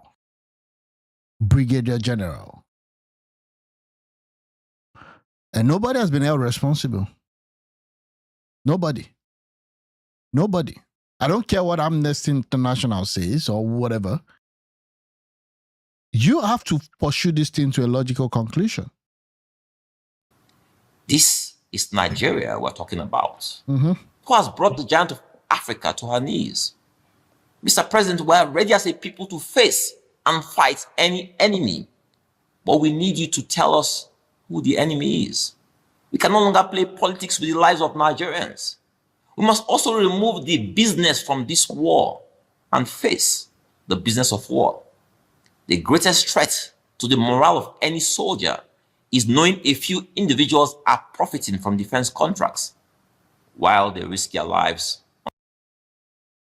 That's one of the major incentives that I see happen here. A lot of people, there's an industry built around, even of legally, around all this military stuff, the military industrial complex. Because if insecurity stops in Nigeria today, some businesses will fail, some people will lose. So are they also indirectly fanning the flame? On the front line. Yeah. My dear President, let me conclude by saying the following. There's no individual or group of people bigger than our nation or our laws. Yep. Your weakness is our weakness. Your strength is our strength. Your failure is our failure. Your success is our success. Napoleon Bonaparte said, the world suffers a lot, not because of the violence of bad people, but because of the silence of good people. Yeah, fair enough. The good people of Nigeria are probably silent because they are waiting for a president. They are waiting for you to tell them the truth. A leader is a dealer in hope. We are losing hope. We need to go beyond doing what is tokenism at this point. Every minute that goes by, every hour that goes by, every day that goes by, someone is kidnapped, someone is killed. In the war we face right now, simply changing the Minister of Defense, is that enough? The Minister of Defense is not in the front line, but he commandeers, but he's not in the front line. Nigerians want to know the truth about what is actually happening in this war. Every day, what we hear about farmer-header clashes. Is that what this war is really about? Now we're being told it's about mining. Is this war about mining? Are people being killed daily? Are young girls and boys being kidnapped daily because of mining? What's talking about the mining situation, we lose $9 billion a year on all illegal excavation, illegal stealing of our resources, $9 billion. That's a huge stuff. A lot of countries in Africa don't even have that GDP. It's that crazy. Happening to communities where the people have been displaced. Is this about mining or banditry? Or is it about land grab? Is it true that there's truly a genocide going on in Nigeria, as President Donald Trump has alleged? What is the truth? Going on 2 decades, no president has come out to tell us what's actually going on. We need to know the facts and figures behind those who have been killed so far. Beyond their names, we need to know their tribes, we need to know their religion, we need to know the communities and what's happening to those communities. What have we done to rebuild the communities where people have been killed or where people have been displaced? We now seek as a nation to start rehabilitating terrorists, whereas we ignore the victims of their heinous crimes. So we have to ask critical questions now of our leaders. This president has to be the president who tells us the truth about this war. What is really happening? Is this a religious or political war, or is it both? And if that's the case, what are we going to do as a people to confront this? It's not a war that a government can fight on its own without getting the people behind the war. Yep. The Nigerian people need to stand up and fight this war. But before we fight, we need to know who the enemy is. Are we fighting ourselves? Are the enemy amongst us as a people? Those are the questions we need to ask and answer. I was very clear in my speech. The president must unveil those behind this terrorism. Yeah, and we need to know when we can say this is over. It's been all politics from day one. It's been all politics from day one. He knows what to do, but why is he not doing it? Those who have brought us to this war.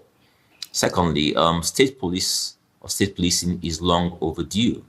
There's no reason why at this point, why we should be shying away for what is the obvious in the face of the kind of war we face. Our troops, I believe our troops are very brave men and women who are fighting this war, but this war is no longer a conventional war.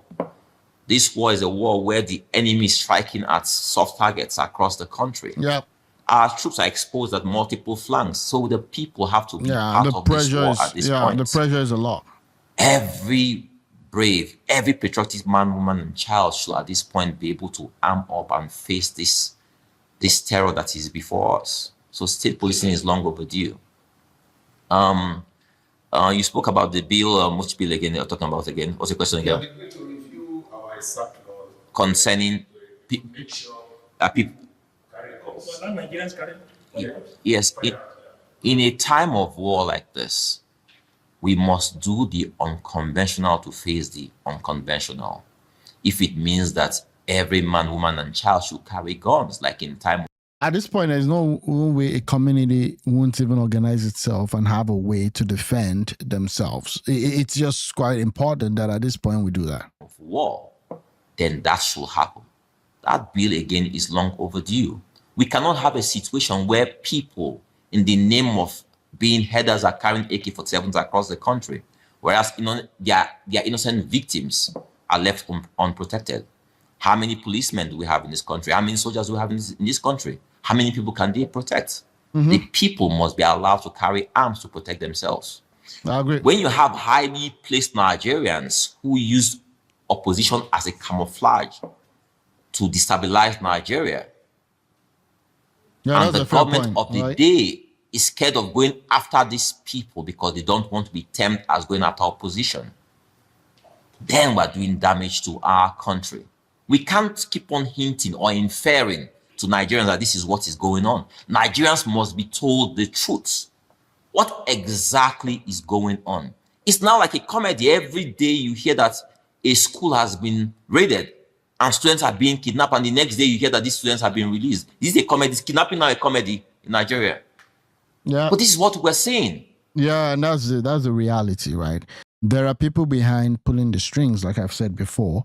And I don't know why we can't go against those people. What are we waiting for? What are we looking at? Now we've changed the Minister of Defense. What happens next? So if you know these people, to reach to them to say that, oh, release these people, that means you know those behind this. You know their faces, you know their numbers. Yeah. Why are we not going after them? Why are we not going after these people? We cannot be seen as a people, as a government, to condone the killing of our soldiers or our citizens.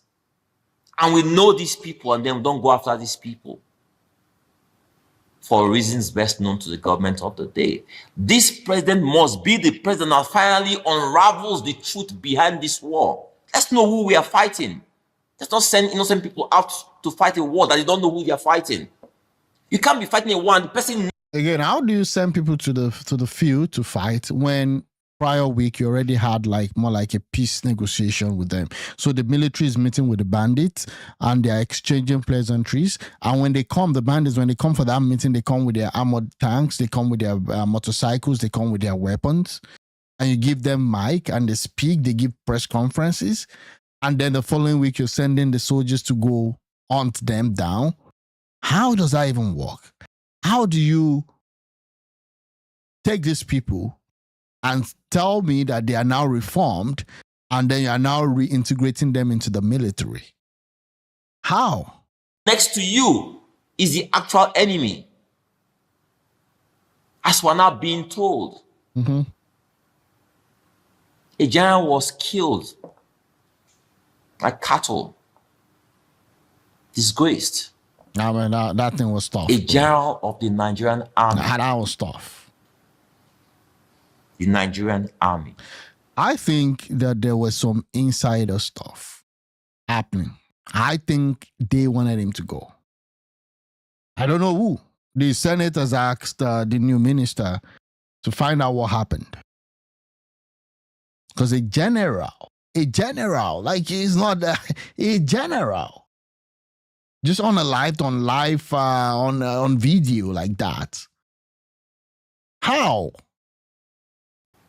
The Nigerian army we're talking about was the pride of the entire African continent.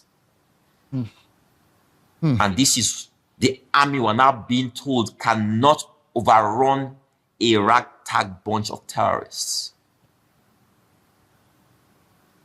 There's more to this than meets the eye, and we need to unravel the truth. To the extent of the role that morality or our value system plays in a society, yes, we are debased as a people. We have lost it completely, and we need to start rethinking our whole value system. We need to think completely, thoroughly, because of the next generation, so that they don't inherit who we are today as a people. We need to thoroughly rethink that. We can no longer be rewarding those who steal, those who commit all sorts of crimes. We cannot be rewarding them with positions. We cannot be rewarding them with contracts. We cannot be rewarding them with amnesty. We cannot be rewarding these people with clemency when their victims are there crying. When the blood of the innocent is screaming to high heavens, we cannot be seen to be rewarding those people who are the terrorizers. As a society, we must turn around from this practice. What are you expecting? I'll say this to General Musa. He's been a commander in the theater of war. He's a retired army general, and he knows what it takes to fight war. Okay. War is about our territorial integrity. War is about our honor as a people. War is about defending our image before the Committee of Nations. War is about sending a message that Nigeria as a nation is a very strong nation. Yeah. He must ensure that we face the business of war and leave business out of war. For too long, we have heard all the stories about juicy contracts and what have you, whilst our innocent citizens die and our soldiers sometimes are left uncatered for. Yep. In this new office, yesterday he spoke about the general who was killed and about unraveling the near and remote causes. This is 2-3 weeks, too long already. Yeah, I mean, there's nobody looking into that issue right now. And also because there's no accountability, yeah, you're going to have, all this happen. Hopefully, there's some level of accountability. And again, I still don't know the plan and the disposition of the president in all of this stuff happening. I just don't know. To unravel what happened. Too long. When they speak about someone giving a command to withdraw troops and the next minute a school is raided, we don't need to wait 48 hours to know what actually happened. General Musa must in the next few days tell us the true story of what actually happened. Yeah, we must see something happening to those people who are sabotaging our nation. We're tired of political statements. We cannot wake up one day to hear that an innocent child has been taken from their place of study, or that someone has been killed in their place of worship, or that someone has been taken from the sanctity of their home. Yeah, right. That should no longer be us. It should no longer be accepted as our way of life. What we see now, what we call normal, is an abnormality in any climate. We now accept it. When someone is killed, we now make it, or someone is kidnapped, we now have skits. Yeah, even the skit level is what is even kind of unfortunate. Like, people are now doing real skits, telling people on camera, I'm traveling now from Kaduna to Abuja. If you kidnap me, I'm one of the 14 children of my parents. So if you like, kidnap me, nothing, you won't get any money. Like, or you will pay and these people will soon be released. Or else our nation just goes to dogs. We cannot continue like this as a people. We must start asking critical questions. You're right. To those who seek to make this war and the victims of this war about politics and about 2027, I tell Nigerian people, reject any such person who brings politics into the blood of these innocent victims. Yeah, I think politics is one of the main reasons why you're seeing all what is happening right now. I think politics is there. I think 100%. It's all about politics. It should never be about politics. Because if you allow politics to come into this, you play the game of the people who are destroying our nation. Anybody who brings politics into this conversation, where innocent people are being killed, then you know the enemies of Nigeria. It's not about politics. We've done this for too long. We need to start defending our people and fighting this war. We start fighting this war. Okay, so that's it. That's Tachiku Dumebi. Was the former presidential candidate for the ADC. I don't even know where he stands with respect to what's it called again? The current ADC coalition or ADC political party, talking about genocides and insecurity. This was what Pastor... About half of our churches, House of Rock churches, and affiliates, as in Petra Coalition, are based in the north, and they're taking a bad beating. It's very tough. It's a struggle. I get calls 2 a.m., 3 a.m. in the morning.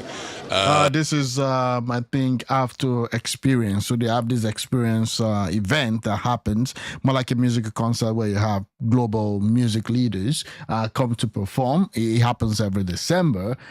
Just for you to know, I mean, the year is almost coming to an end. And also coming to an end, I hope that everyone listening to me could help like, share, and subscribe to this channel. We just started out and we're growing it as fast as we can in preparation for 2026 and also the 2027 election.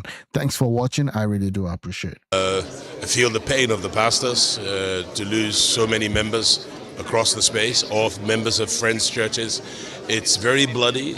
It's very bad that people will believe that they'll get a special inheritance for them in heaven by killing people like you and me.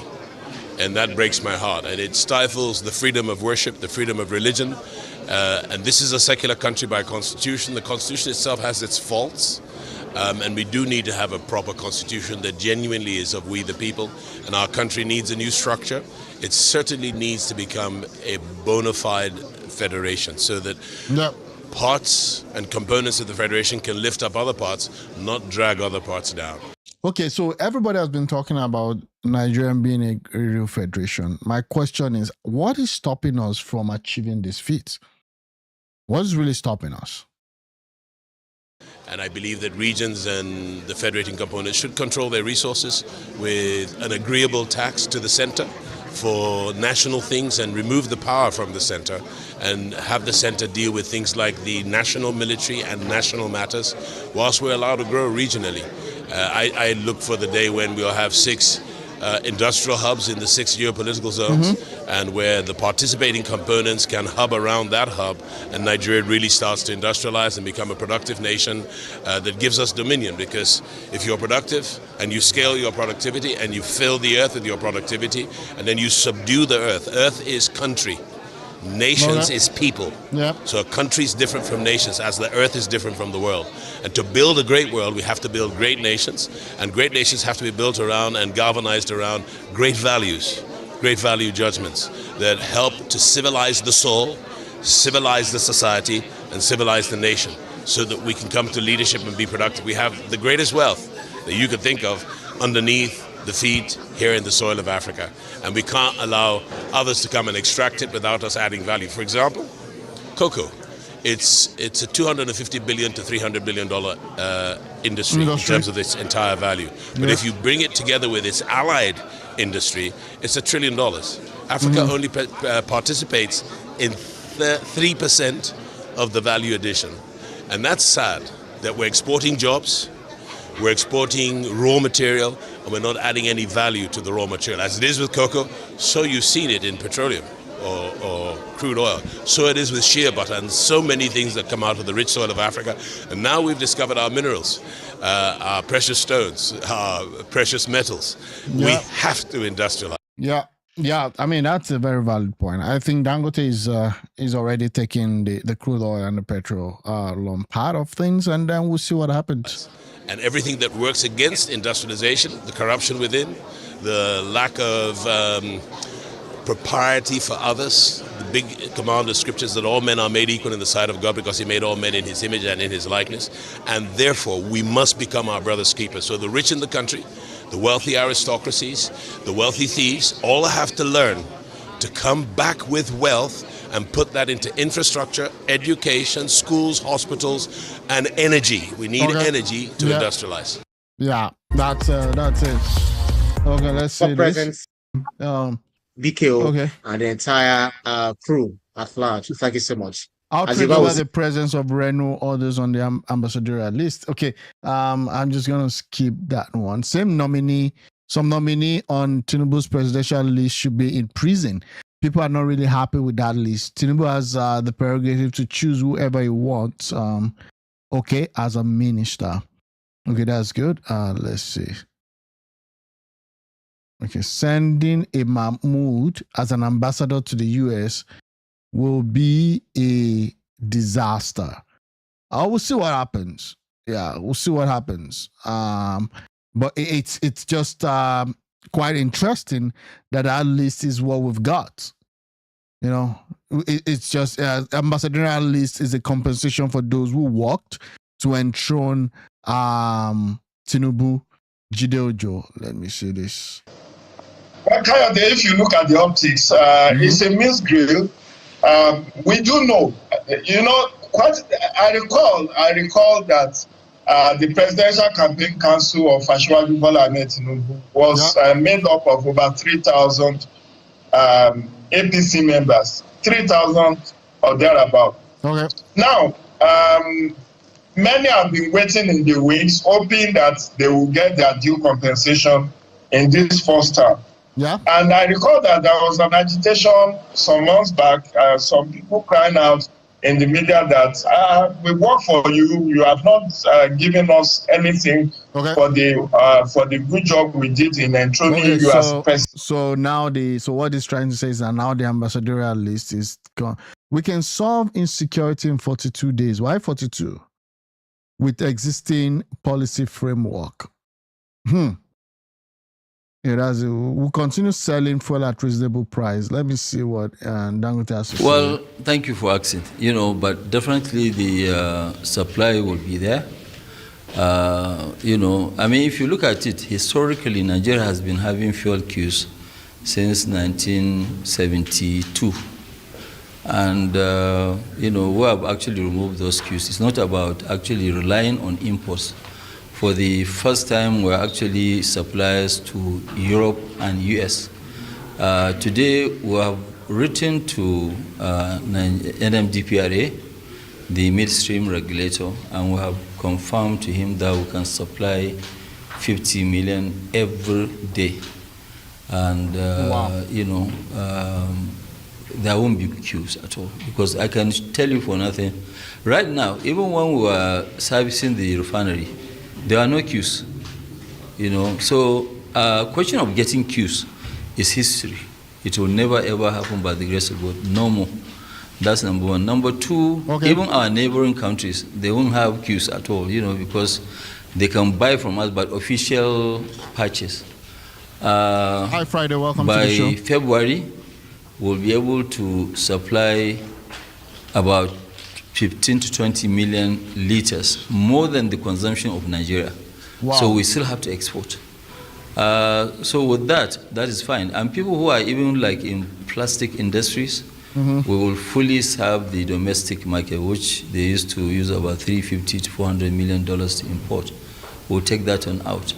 But going forward, what do we really want to do? What we are going to do by 2028, we are going to take this refinery to the largest refinery in the world. We're going to beat Reliance.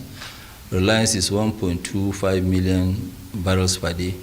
We will be at 1.4 million barrels per day. Wow. We have already launched that, we have signed, and we're going to start piling for the refinery by January, before January ending, and it will be delivered on time. On the fertilizer, we want to use our own fertilizer company here in Nigeria to supply the entire African continent. We're going to have urea production of about 12 million tons. 12 million tons will put us as the largest, you know, company producing urea, bigger than Russia. And that's not even only with respect to, you know, crude oil and petrol. Every other little stuffs, you know, that even comes as a byproduct. And if we can actually achieve this as a country, I'm telling you, the ripple effect on the industrialization of Nigeria, the ripple effect on every other thing is going to be massive. It's going to be massive. And that's why, I mean, it's kind of paying off for him, you know, staying in Nigeria and doing all those things that others wouldn't do. And bigger than Qatar. So we're doing quite a lot. So I think what we are doing, we're trying to also make sure that we're the gateway to investment in Nigeria and Africa. Yeah, prices are going down. The reason why prices have to go down, we have to also compete with the imports. But, you know, luckily for us now, the smuggling has reduced, not totally. There are still quite a lot of smuggling, you know, because the price we have in Nigeria is about 55% of the price of our neighboring countries. So it doesn't matter how you police the borders, people will still export because there's so much money to be made, you know. Yeah, exactly. And that's the same thing that happened with the subsidy. Because when you are subsidizing in Nigeria, and then other countries are actually selling at different prices, there will always be that incentive to commit fraud. They are selling at almost 1,500, 1,600. We are selling at about 800 and something. So it is bound to do this. But petroleum products, both diesel and gasoline, which is PMS, will continue to be sold in the market at a very reasonable you know, price. We are not here to make our 20 billion back quickly. No, it's a long-term investment. And like what I keep saying, the issue is, okay, fine, what do we really want to leave as a legacy? So the legacy that we want to leave behind is to see that whatever Nigeria needs, we will be part of that delivery. Delivery of, is it power? Even now, the company, we are launching our vision next week, and we will, put up a lot of things, because we're thinking of what to do next. So, for example, now Nigeria, we have a lot of solid minerals, but the only thing that is stopping us from using these solid minerals is actually the ports. Which port are you going to take them to? Is it Apapa? Is full. Is it Tinkan Island? Is full. Lekki is only container that they are handling. So there's nowhere you can take. But I think there's now an Ibeto port. I saw that, I think in Enugu, right? There's now an Ibeto port that is operating. So I think it's an opportunity also to develop other regions. At the end of the day, I look at it as a one Nigeria, right? And I know Lagos is kicking.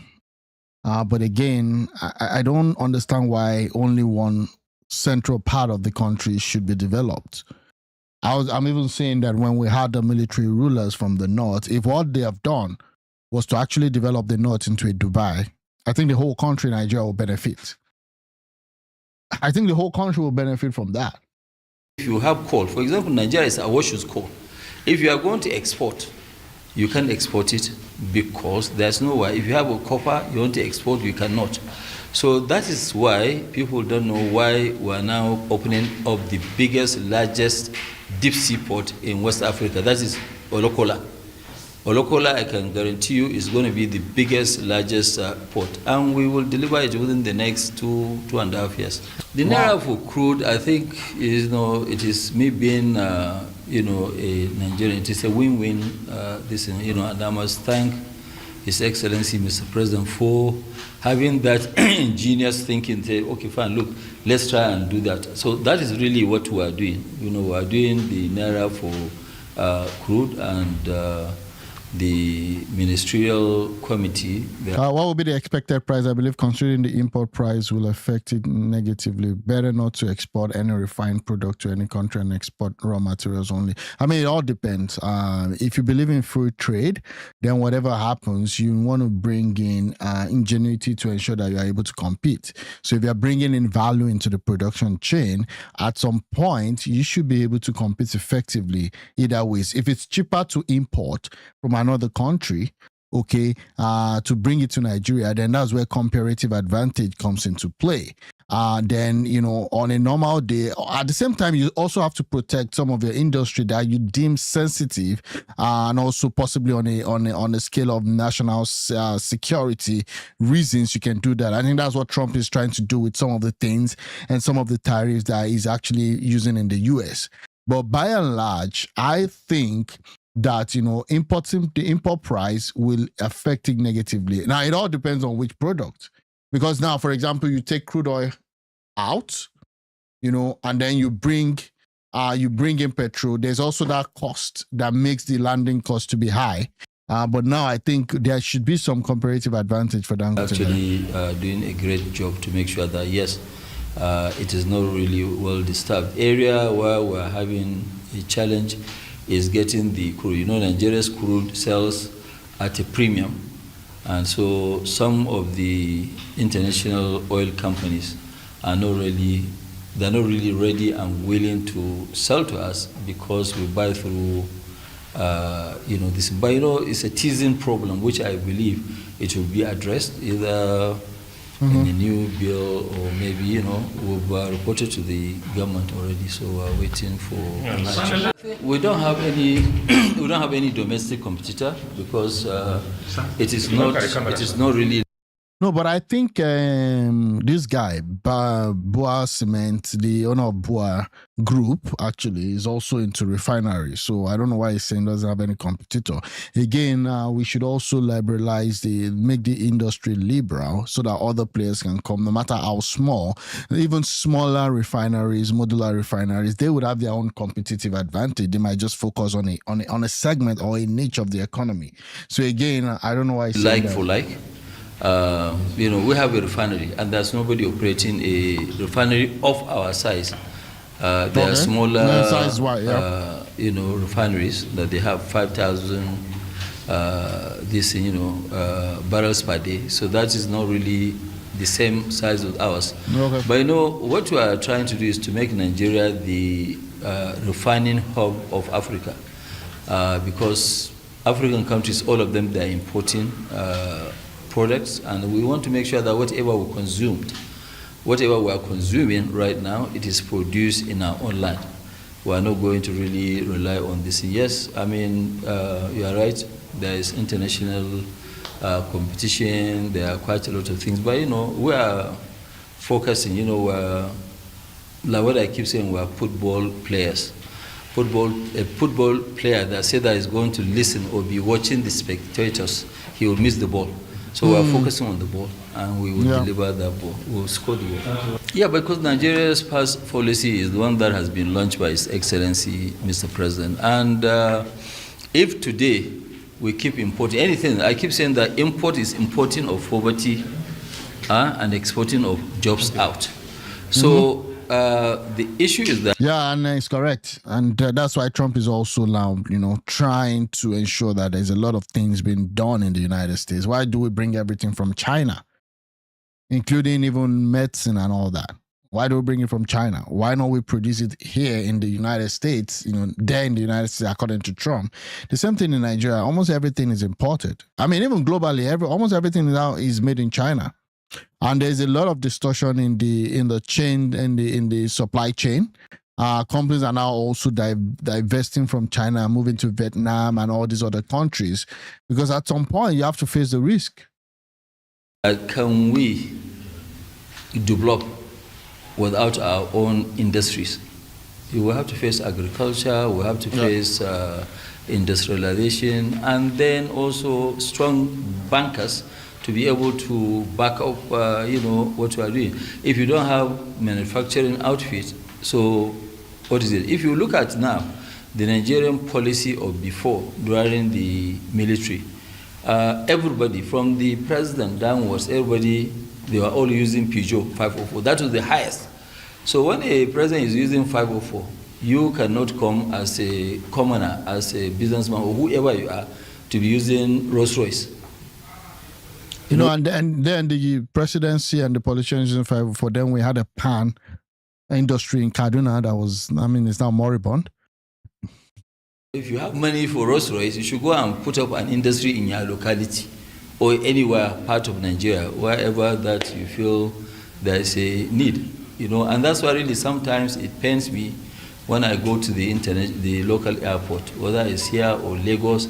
You see that to even find a parking of your plane is impossible. Everybody has a private jet. Those private jets should be in industries so that we can create jobs. Because today, luckily, some people maybe they don't know the position of the country as we speak, because population growth is 8.7 million babies every year. Wow. So 8.7 million babies every year, we have to be in a lot of things. We have to deliver power, we have to deliver infrastructure, we have to deliver this. That's why a company like ours, really, we are never really, if you look at all our companies, the taxes that we're paying is high. We don't mind, because like what I keep saying, in Nigeria, anytime when you have a company, the number one shareholder is government. But, so what we are looking for is that government should facilitate. They should give us, an enabling environment to do this thing. But then, we too, as corporate citizens, we must make sure that we pay our taxes. We must behave. So it's a partnership. I cannot be cheating my partner. So when government now give us the environment of making money, we should also... I think they should first fix insecurity. That's number one. Then they should also fix some of his trucks so that we have less mishap on the road. I looked at the average with respect to safety and incidents, and Dangote Group, not refinery now, they're not really doing better compared to others in that same industry. So he needs to put in more money there. He needs to ensure that at least he has a safest truck system so that we don't have people just being unalived unnecessarily. That's just also be conscious about doing our own civic duties. That is to pay tax. Because if I pay tax, your children will be able to go to school. Your children will be able to go to hospital. None of us, really, we don't need to go to Cairo, London, or US for medicals. We do it here. Yeah. But hi, Kathy. Welcome to the show. Yeah, everyone is doing okay. The demands of government is huge. Yeah. So if the demand of government is huge, we must do our own bit, and we should stop calling for foreign investors. There's no foreign investor that will come here. The invitation of foreign investor is a domestic investor. What attracts a domestic investor, okay, is good policies, good governance, rule of law. Yeah, and again, foreign investor coming to Nigeria, they're coming in because there's something that they want to gain from it. Once you have this, domestic investors will also be encouraged by the government to come and invest. Because some of them will say, I don't know, it's just like us now. Before we say, I don't know, no industry. Because people who previously invested in industry, they didn't really survive because smuggling, killing, textiles, like what happened to us in textiles. If we actually go back and think of what we did in textile, we had to sack 7,000 workers in one day because of the problem with the textile. But today, as we speak, we said that no, we must industrialize our country. Nobody will do it but us. So when we industrialize, a foreigner will now come either to partner with us or partner with any Nigerian. Yeah, and I agree. If you don't put all these things together, nobody's going to help you put it together. They'll rather just come in and get what it can benefit and then move out. Okay, that's it. And when I look at the market, how the market has been doing for the past few weeks, given the heightened insecurity and the recent event, the market really went down. Now that you have the new Minister of Defense, there's been some consolidation and things are actually trying to be stable right now. But we'll see how that happens. If the Minister of Defense perform or the old defense architecture and security architecture gets better, then possibly you see more foreigners coming. But again, if you don't have the old thing said, nobody's going to come participate. The only reason why someone will release his dollars from the US and bring it to Nigeria is because they feel that they can actually get more, from Nigeria. If these things go through, they need to rely on good auditors. Yeah, you're talking about the... But we want to remove this perceived risk, the real risk, and also the perceived one. Because when you see somebody investing, they're fine. It's like what I said to a lot of people. Have you ever seen somebody advertising for a restaurant? Nobody advertises restaurant at all. Okay, but you go and eat, the food is good, you tell somebody, that person too will go and try. So that's how we want to make our country. No, it went very well. It's just normal greeting, normal catch-up. Once in a while, I sit down with His Excellency, we discuss about economy, the environment, and co. And it was a very nice, fruitful meeting. Okay, so that's Dangote. Number one. The people call him the owner of Nigeria, etc.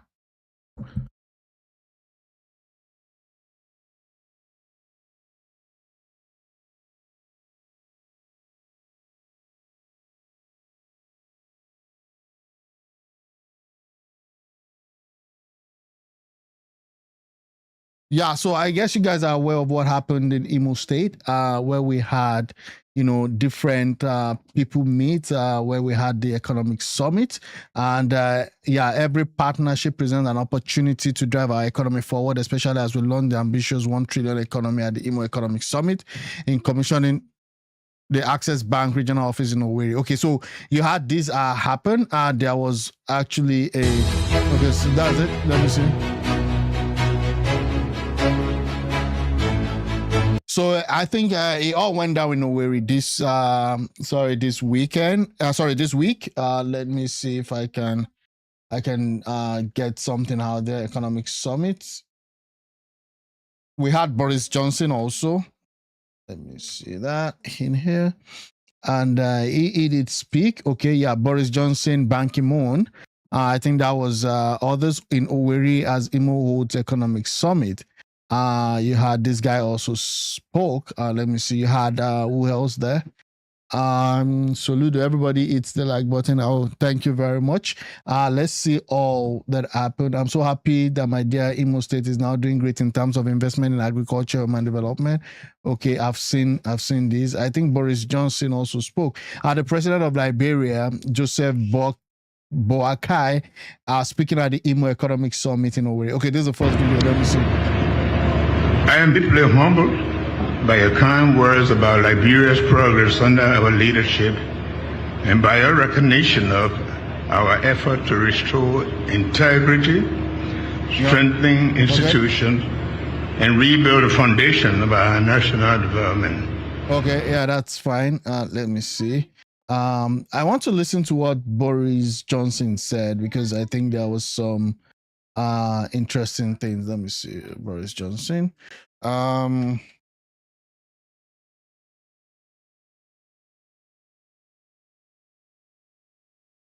there it is. See what happens. Okay.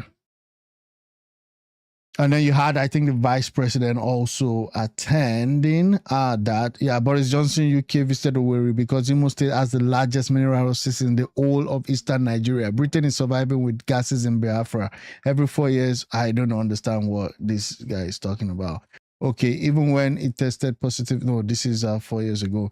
Okay, this is in here. In Nigeria, we are united. We have this huge blessing of ties of history and language and woven together constantly by the toing and froing of brilliant Nigerians to my country and back again, and British people coming to Nigeria. And of course, I'm proud, very proud of what we export to Nigeria. We send you pharmaceuticals and bankers and services of all kinds, automotive parts, all sorts of things. We sell whiskey, huge quantities of whiskey, probably more popular somewhere than another. We send, and you send us so much in return: oil and gas, Nollywood movies, brilliant doctors, nurses, good technicians, tech geniuses. Good that they mentioned Nollywood movies. Also, the music industry. Also, I mean, there's a lot of stuff's done there. And right now, I think we're also doing well with respect to producing our own local gas. From Nigeria come to the UK, and we're very grateful. We're very, very, very grateful and honoured. And we send you, former United Kingdom Prime Ministers, and you send us, future United Kingdom Prime Ministers. Okay, yeah, he's talking about Kemi Badenoch. I don't even know if that would work because right now the Conservative Party, really, she's not getting the whole support that she needs for her to be a prime minister, to be the leader, of the Conservative Party in the UK. But I'll see how that goes. Again, just talking about Kemi, I understand she has some issues with Nigeria going on, but I'm not so happy with the way she's kind of, our disposition towards Nigeria, the bad mouthing of Nigeria. I mean, you can be we know we have our challenges, but you going in the UK just talking down on Nigerians, it's not good. I know she also tries to hold our leaders accountable in Nigeria here, but I think she's doing that through a political lens. That's just what I say. In the form of Kemi Badenoch, who come to Nigeria and is doing better and better these days. Yeah, but Kemi Badenoch is not even talking well about Nigeria. We'll see how that works. But that was also what happened this week. I just wanted to bring that bring that out for you guys. Let me see.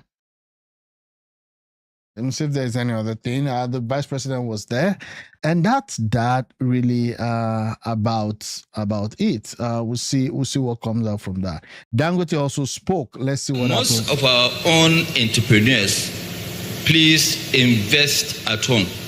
What attracts some of us is the good governance, rule of law, good policies that the government has actually put down right there. And you can see that there's actually nothing that is impossible. So our job is to keep investing at home. If we don't invest at home, there is nobody on earth that will come and invest here. What attracts foreign investor is a domestic investor.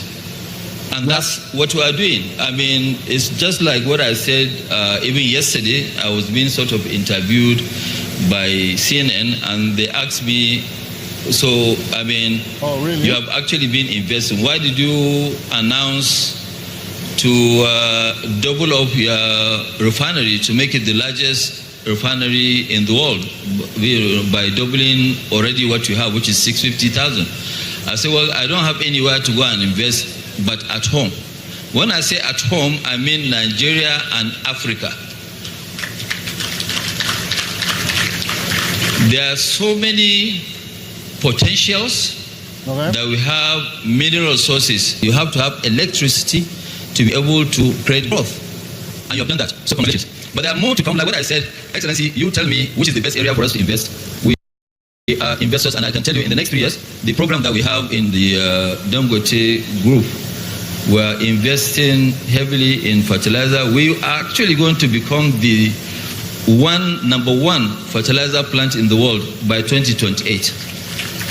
We're moving from 3 million tons of urea to 12 million tons of urea. We will actually beat the number one today. The refinery will be at 1.4 million barrels per day. 1.4 million barrels per day has actually never been done in the world. It is only 1.25 that's done by Reliance. Will be bigger than Reliance. Yeah, so that's it. I hope that this works out well.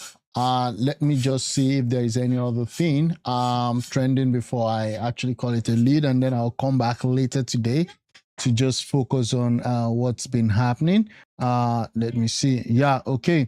The truth is now out, allegedly. Harrison lawyer just revealed that most often Harrison makes the money with some fake ones.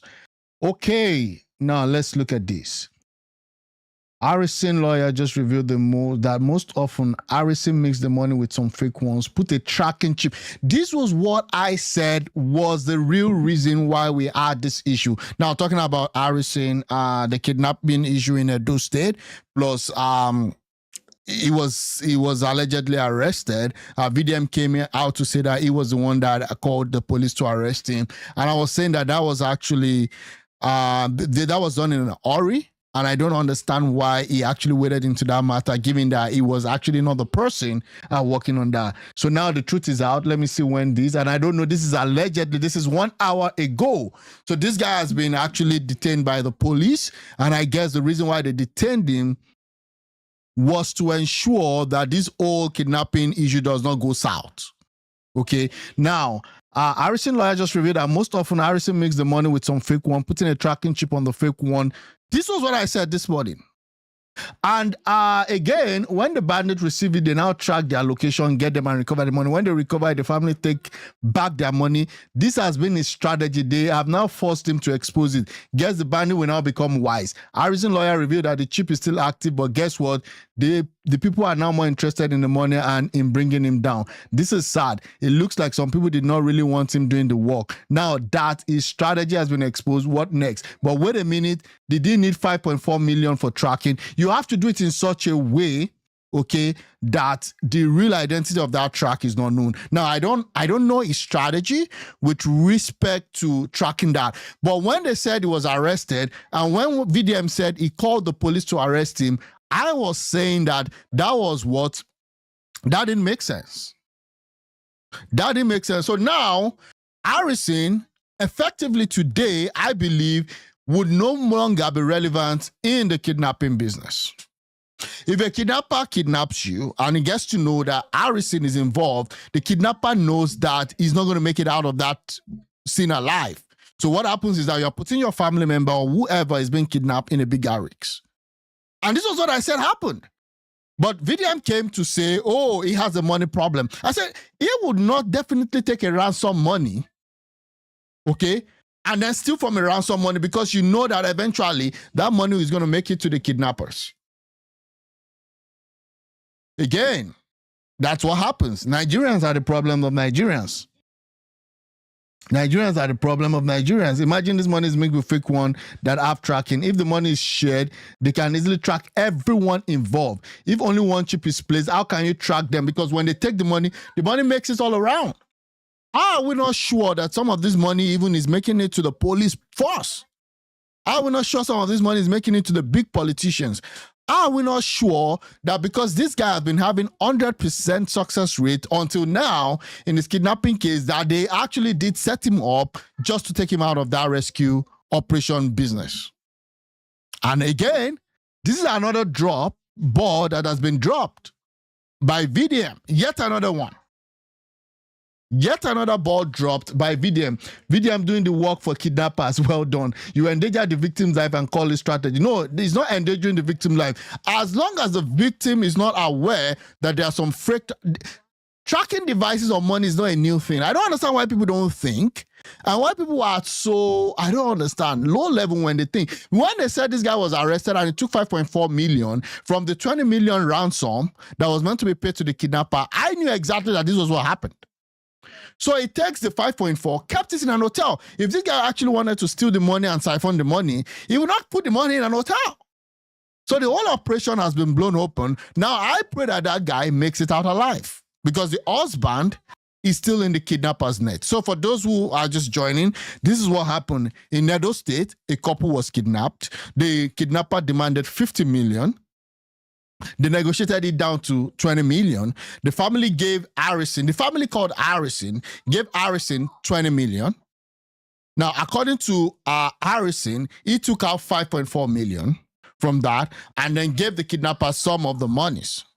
Now, the question people are still having is, how come you didn't give the kidnappers the full 20 million? Or were the kidnappers able to know that there was a tracking device as part of the money? So we still need more information. Again, this is alleged, right? Now, this whole saga is beginning to look like a tragic Nigerian parable where a man trying to outsmart darkness end up dragged into the very shadow he was fighting. If what the lawyer said is true, then Harrison wasn't just raising ransom money, was running an high-risk guerrilla-style rescue operation, mixing real cash with decoy and embedding chips like some civilian. Again, how do you think he's been doing his operation? That's the way he's been doing his operation right from day one. I knew that was what he was doing, because how is he able to pay ransom, then get back to the kidnappers, and then recover the money, recover the real money, and then give the family back the whole thing? Highly risky, but that's the only way he's been effective. May God help us. May God help us. When the policemen are no longer ready, able to secure your life, this is what happens. This is what happens. But again, it is what it is. Allegedly, Harrison Gwamnishu told the police that he usually removed some cash from the ransom money given to kidnappers and replaced them with prototypes which enable tracking device. Then after the victim is released, he and his team will invade the criminals and recover all the money and still give it back to the family. And now, in this case, one of the family member is aware of this. So one of the family member was aware. Let me see. Some of this information to himself. But when the chips are down now, the poor boy has spilled, this is how I operate. Now, listen and listen good. Okay. If you cannot listen and listen good, please read my write-up till the end, Biko, so that nobody will come to that post to write unnecessary talk or ask me unnecessary question, because that's what will vex me.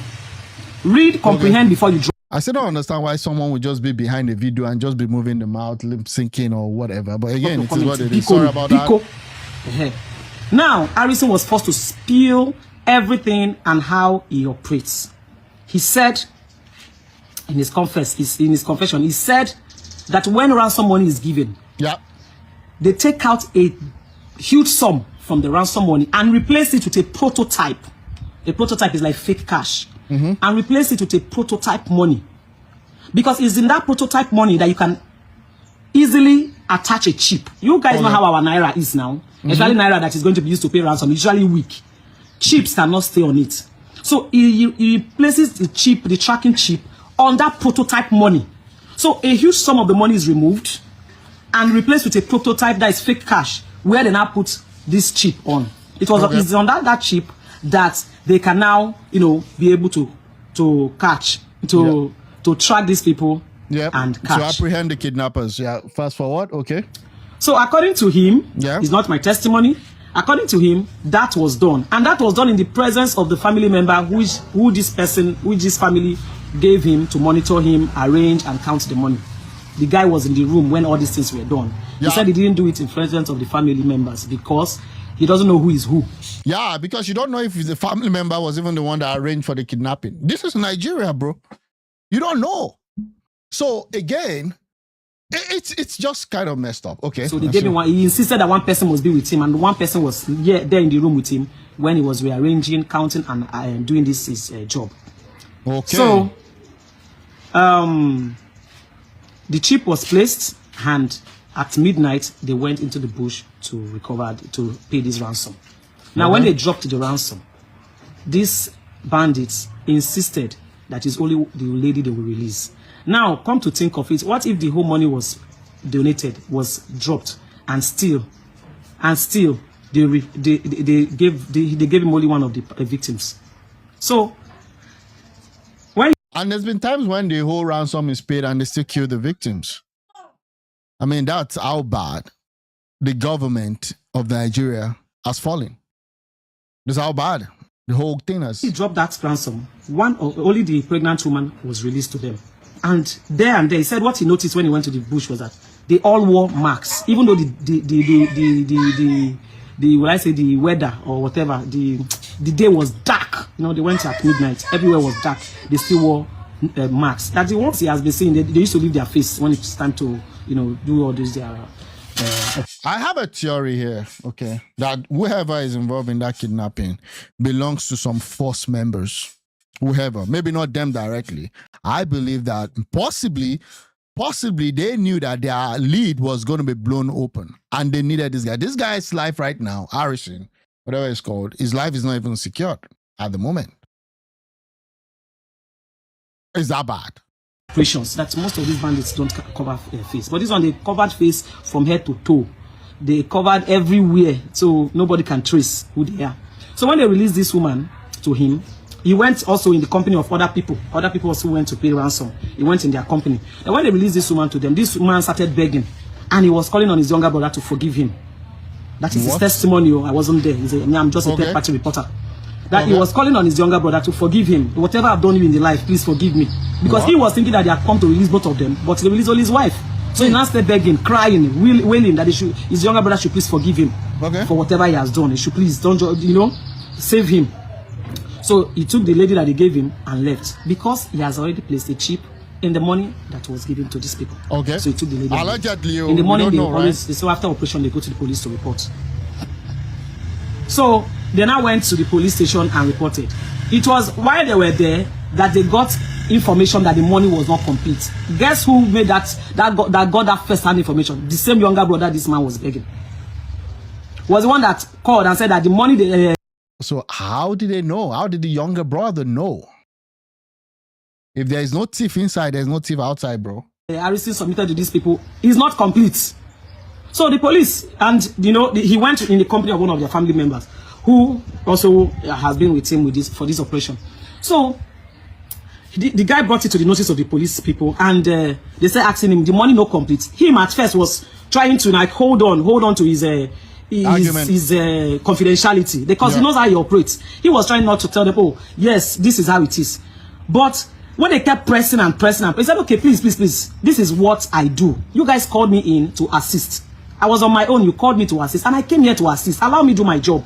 This is how I work. This is how I work. They insisted, you go bring the money, blah blah blah. The next day they don't one way to beat him. Nice at them. Wait, man, go bring on the money. Come. I didn't take the money for my personal gain. After it's not. Yeah, because again, the money was even still there in the hotel where the guy lodged. He didn't take the money to escape from that. Again, how dumb can you be that you believe a statement made by VDM that the guy stole a ransom? Like, out of all money, this Harrison guy, if he really needs fun today, okay, he can just play. It's just going to be a tweet. It's just going to be a post.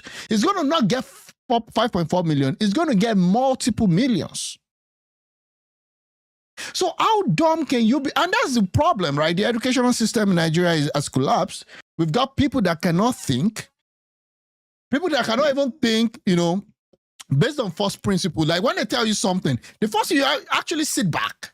And that's why I've not reacted to this until this thing happened maybe yesterday. We got all this thing was trending yesterday. I didn't react to it. I was like, I cannot even say anything about this whole thing until I get some more information. Unfortunately, Harrison came out and could not even give more fact about the whole thing because he said that you're gonna compromise his sources and his methods. And then I was waiting, and then you had this. Oh God, you have these people just come out to say, oh, he stole the money, how will he have taken it? And then you see some people online just typing, oh, he stole the money, oh, we know his record and all that. I'm like, how do you even steal ransom money? That doesn't even make sense on the face of it. And this was what I told my listener yesterday, that I think that there's a bigger operation, okay, that this guy runs, and that's why he's been able to, at least I see him, and I got to know him a few weeks ago, I see him, apprehending criminals taking weapons and all that. And I'm saying that this guy can't be doing all this to still fight. How much is 5.4 million? And I knew that there was actually a target on his back. And then he now involved the Nigerian police. And then all of a sudden you had VDM saying he spoke to the police. Now VDM is actually, launching with the big guys, the police, the military. This guy gets access to all that. So let's forget about all this. So, and he has even come out to police say he's not an activist, which is fine. My account. I kept it aside and replaced it with the prototype, which I will, though it's just now he's talking about the prototype. Of course, because he's not going to talk about the prototype before the operation is ended. What are you guys talking about? This is an high risk job. Again, I wouldn't encourage anybody to go into this because you're actually risking your life. For people, when we have, a country that people are really, the life of people don't even have value from the politicians' point of view because they see them as vote and a tool for them to keep our Nigeria under their lock. This is what happens. Which I was also going to give back to the family after the successful operation and the recovery has been made.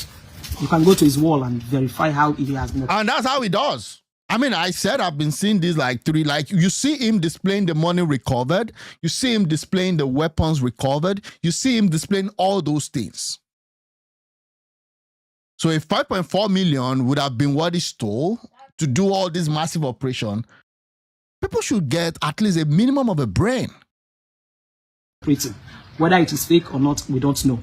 So he told them that, and then they told him to go and bring the money. Yeah, then they went to the hotel, right? So he went to his room on his own. Now only him waka go the hotel room, brought the money and gave to the police people. He was the one that brought the money and gave them. But because the bad blood is already there, they don't already agitate. The police advised him to leave his car and just enter transport and go. So him and his teammates left their car. He went with his teammates. Him and his teammates decided to leave his truck at the police station. Not that they impounded it or they seized it.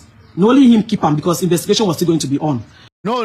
That was the wisest thing he could have done because number one, they know his truck, they know his stuff. The whole thing is out there. There's now conferences that things have been, that the whole operation is compromised. If you know about security, it will be very stupid of him to carry the same car and then move. I mean, that would be a very insane thing to do. And he took a public transport back to his town. He left the town for them that night. He gave them that money before he left. So when it was now online, and he begged them not to go online yet until this man is released. Yeah, it was one of those retarded whatever for this guy VDM that now went online to spill the whole thing. Yeah, it was one of them. Because why? Because these guys are so smart. They've been able to understand the people where the people are.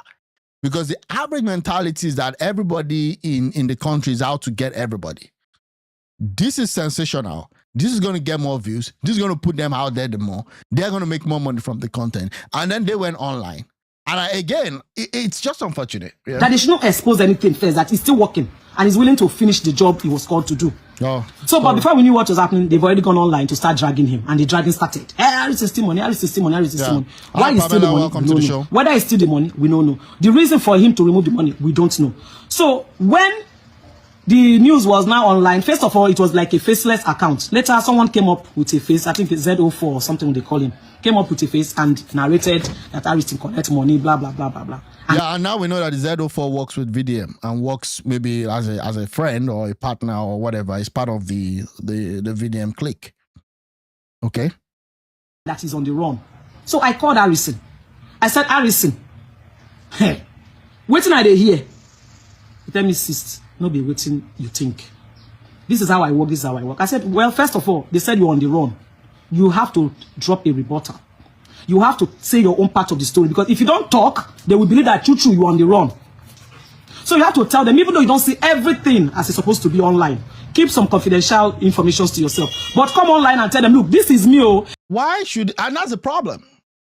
Why should he come online to tell people who don't even care about him where he is? Why is it that any small thing not come online? Why should he come online to defend himself?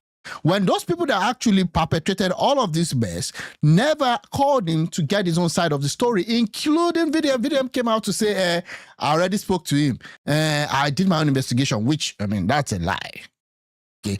Why should he then come online to come and defend himself? Because that's the way we're built to operate as a people.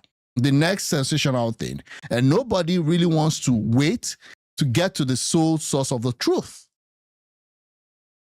This is what happened though, even though you don't go into the depth of what really happened. Just say something and let it not look as if you are running.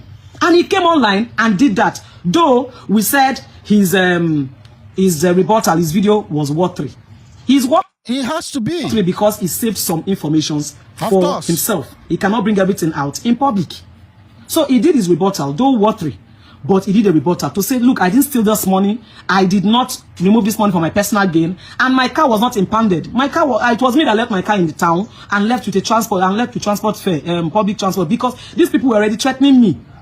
So, and that investigation will still be on. He will still go back to the police station for more information, investigation, which he did. They said his rebuttal was not good enough. They said attacking. My dear, investigations are done outside social media. So whatever he has said, let's take it until the police and the court has decided. Forget about the police. I mean, police that cannot rescue the people under their own care. Forget about the police. Forget about the police. Decided without, with this thing. So when he now left, the next day he went to see the commissioner. I think the Delta State Commissioner of Police, and who told him to go to the police station. And if your clear conscience will not, if you have a clear conscience, why are you running? Why should you not, go and? No, this is not a matter of clear conscience. There are people in police stations today. There are people in prison today that did no wrong. Okay, it's all about narratives. It's all about narratives. Okay, so again, yeah. And they report to the right authority. Delta State does not have the jurisdiction to handle it. So he drove himself, only him, Wakago State CID. He went to the State CID in Edo State because this thing happened in Auchi. And Auchi is under the State CID of Edo State. So he went there and went to see the commissioner. Though it wasn't palatable because he and the commissioner has already had their own bad blood before in the past. So he went to report. This is how it happened and all that. So, but they were not friendly with him. They were attacked. You know what? This thing it does is it will bring bickering, it will bring bitterness, it will bring some level of jealousy and all that. But that's okay. So it wasn't really palatable for him over there and everything. And then they brought out Joe Diauchi as the Diauchi policeman forwarded the money. And they made him look like he was handing the money over to them and they snapped him just to ridicule him. Yeah, that's how it is going to be, right? That's how it's going to be. That's it. So he played, I can't even say he played into their hand. I think they set a trap for him. Because that's his operation. He was called into the whole thing. He has his own modus operandi. How are you telling me, how are you sure that those people that are involved in the kidnappers are also not part of the police? There was this story. Again, it's just a story. Not even story, a true lie. Someone was actually gisting me. Now, there was an armed robbery case that happened. They were traveling in Nigeria, and they were robbed. They were robbed on the highway, on the express. And they stole their wristwatches, gold wristwatches and all that, and a lot of stuff. But they left them, so they were able to escape. I said, okay, this thing has happened. Let us go to the police station to go, report. This happened. And they got to the police station the next morning.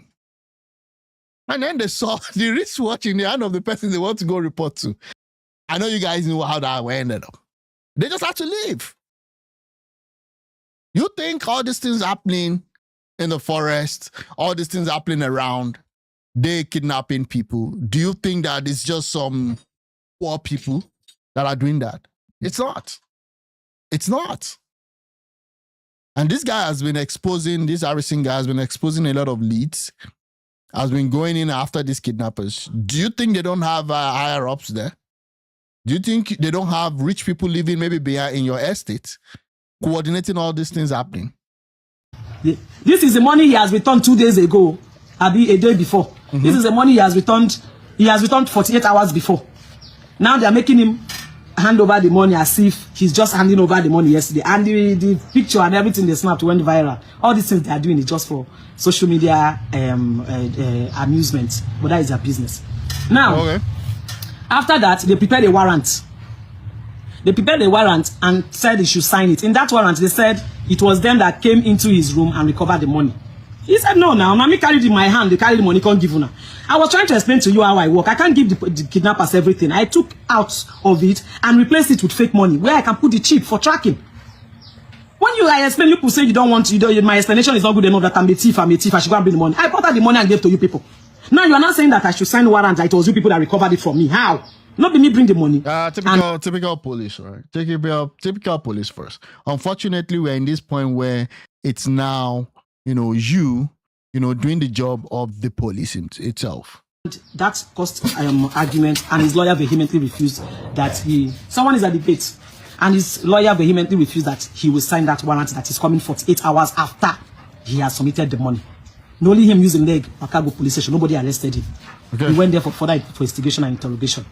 Fine, what are the okay, let me pass this forward. Just do their job and leave a civilian out of this. Now, the money people are arguing about has been submitted. What else? He's in the police cell. No, so again, the money has been submitted. It doesn't stop there. They're gonna see that this guy's career, because that's what he does now, trying to help recover people from kidnappers and also help with negotiation and ransom. Right now, I don't think he can actually go ahead to do this anymore. Anytime the kidnapper sees that, even his life is in danger right now. His life is in danger. And also, there is just so much more he can do by himself alone. Because once they're able to get that pattern, those people also kidnapping people, they are not dumb. I mean, for you to carry gun to kill and to take another person or unalive another person, then you're not dumb, right? So now the whole thing is over. It's over for him. It's over. He should just find another line. Because they've succeeded in another way, unintended consequences to, badmouth another person and destroy the whole thing. So if anybody's kidnapped right now, you just pray to God that the police, who couldn't guarantee your safety in the first place, is there for you when you need them the most. Now they tried using this 14 days remand to remand him in prison for 14 days and all that. It did not fly. So there was no remand like the propagandists. Like propagandists are already flying on the internet that he was remanded. He was not remanded. He's just in the police cell. Okay. Which anything can happen. His lawyer, he still has a good lawyer who can. Good morning, my dear. It's not even about anything can happen. It's about his life not being secured. Because it's not a ghost, he's human. Because the chip was placed in that ransom money. That this chip is still on. Look at, you can see where they are. Can he just assist them?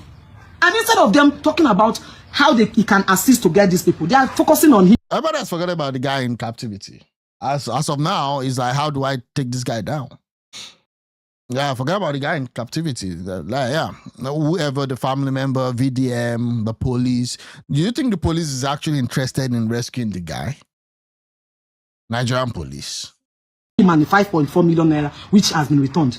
Now, my fear is, should he still go into that bush with these people? Do we still trust that they don't? No, if he loves his life,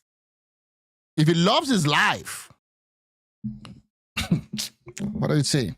If he loves his life, he dare not go to that bush. In fact, if he loves his life, he should just go undercover for a while. If he loves his life. The moment he goes to that bush, I'm telling you, he might be extrajudicially killed. And they will tell you it's the kidnappers that killed him. But you and I know. That it's not black and white. I'll just leave it at that. They won't harm him. I'm afraid for him. But if in all of this, I would just advise that if they are going to charge the matter to court, let them charge the matter to court, and then let us find out who is guilty and who is not guilty. So is it still offering to say, look, I know where these people are, I can see it, the chip is still there. They are still. If he tries to go to get who these people are, you don't know who is pulling the order. You don't know who called for the bandits, okay, that operated in Kebbi State. You don't know who called for the soldiers to withdraw from Kebbi State, and they had those school students kidnapped in Kebbi State. You don't know who called and gave the location of General Uba and was killed, and they had the video. And the military was still claiming that he made it back home. Meanwhile, that guy was gone down. And all his troops were nowhere to be found. You don't know who called. You don't know who pulled the string. The story was there in the Bible where you had this guy Uzziah that David had an issue with, and he couldn't go back home. And David just wrote a letter telling the head of the host, you know what, once it gets to where the battle is tough, withdraw your troops, and that was how Uzziah fell. Things that happen behind closed doors, things that happen in the place of power and authority is not black and white. And that's why it was so unfortunate that he had that video come out and he had VDM claim that he was the one that orchestrated his arrest. I knew that this was the kind of thing that was happening behind the scene. You've got to be more smarter than most of these people. They've not discovered the chip yet or destroyed it. Can we just go and their own is Harrison should be in the cell. Harrison belittles them. Harrison takes all the glory. Harrison this, Harrison did that. Yeah. See, whatever you do in life, pray God for the spirit of discernment. If he had the spirit of discernment and the still small voice of the Holy Spirit talking to him, he will know that this operation was a no-no. He would have focused on Delta State. Harrison has helped my state in so many ways. I may be sticking out my neck for him despite his ugly shortcomings in the past. But I believe that sinners repent. Sinners do repent. MD4. Again, shortcoming in the past. People have their own shortcomings again. We're talking, let's focus on this case. Okay? Let's focus on this case. People still, no matter how bad they are. Okay. His shortcomings was money. I set him up many times and he fell. Sometimes he even steal money from my handbag. And I'll tell him, I'll call his name and say, I keep 10,000 for my handbag, now 7,000. And now I give the handbag, now you go keep for office. What happened? Mommy, sorry, I took it. He was not good with money. So what I did, I knew how to follow him. But he was not a bad boy. Okay. Send him on any errand. He don't deliver.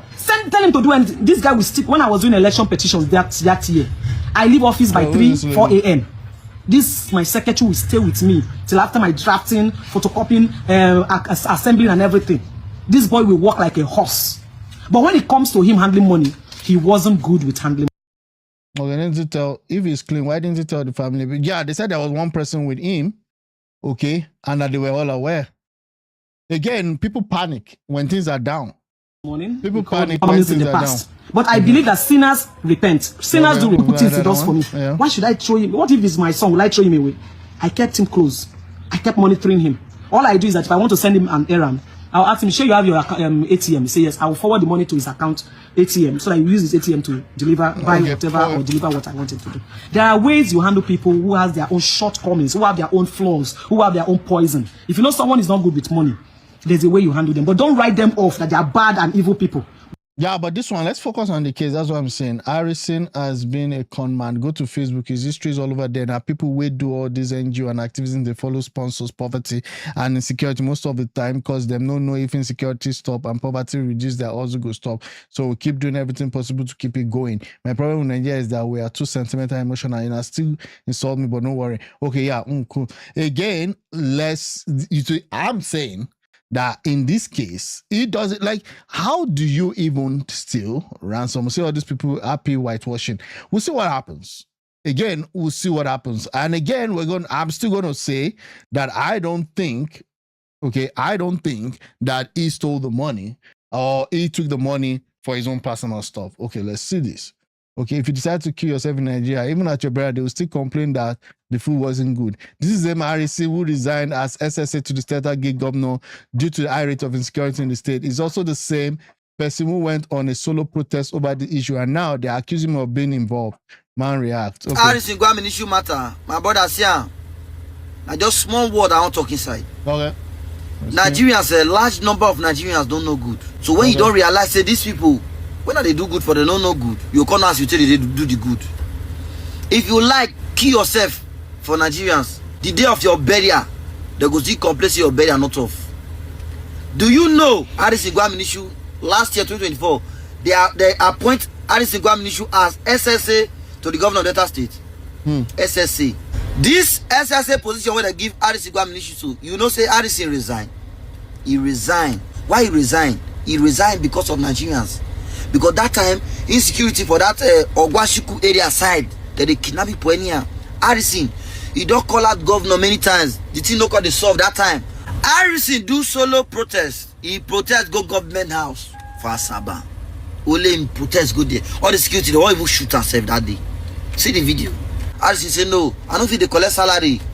That they kidnap people, that they kill people. For the same state, where they take appointment as SSC. He called resign. Harrison resign. Okay. Harrison resign. He begin to help people. Okay. He begin to help people. If they kidnap you, Harrison go fall out. They go mobilize. They go enter bush. Who feel resign because of insecurity for this Nigeria? Who won't give out in position? Who won't give out in salary when they collect? A lot of them, they collect salary steady. If you like it, make them bond down Nigeria, no concern them, they collect their salary. Before. Harrison no relax. He dey help people. This same person, we don't sacrifice all for Nigerians. Na him when I want frame up. When I want frame up. When I want spoil his name. When I want bring her down. Even I don't bring her down finish. What you could be on a benefit? What you be again? This is the way Harrison they do so. One person feed one. Me as I did so. They kidnap your brother or they kidnap your man. You can say, Kunasco, come, they don't kidnap my. I beg, make you find way. Make you find. If I boot your face, make. These guys are idiots. Find way as I make a fully enter bush. I did Chris when I went enter bush. Go me. If you like, give me 100 million. I don't go face kidnappers for bush. What you know go fit do? If person they do am, you appreciate the person. Exactly. I no go fit do am. Lie. No matter how much you give me, make her enter bush, make her follow kidnapper I talk, make her upon all this way this boy do so. And I won't spoil the name. Good not the loss, oh. Good not the loss. Good not the loss. So I believe said the good where Harrison should do for Deltas and Nigerians, sacrifice himself for now. The good no go lost. God go fight for them. And me, Nasco, I deal with Harrison issue full time. I'm in total support of Harrison issue. Ah, yeah, right. You're right. You're right. Oh, now we won't bring them down. When I go run, God go shame on her.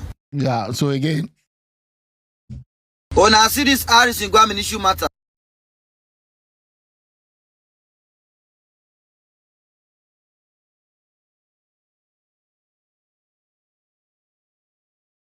To ask if there is a link between Fish Magnet and Harrison Gwamnishu, because Fish Magnet is someone that is always posting on social media, and Harrison on the other hand is someone who helps rescuing victims of being kidnapped and occasionally collects part of the ransom money, as we have seen, which means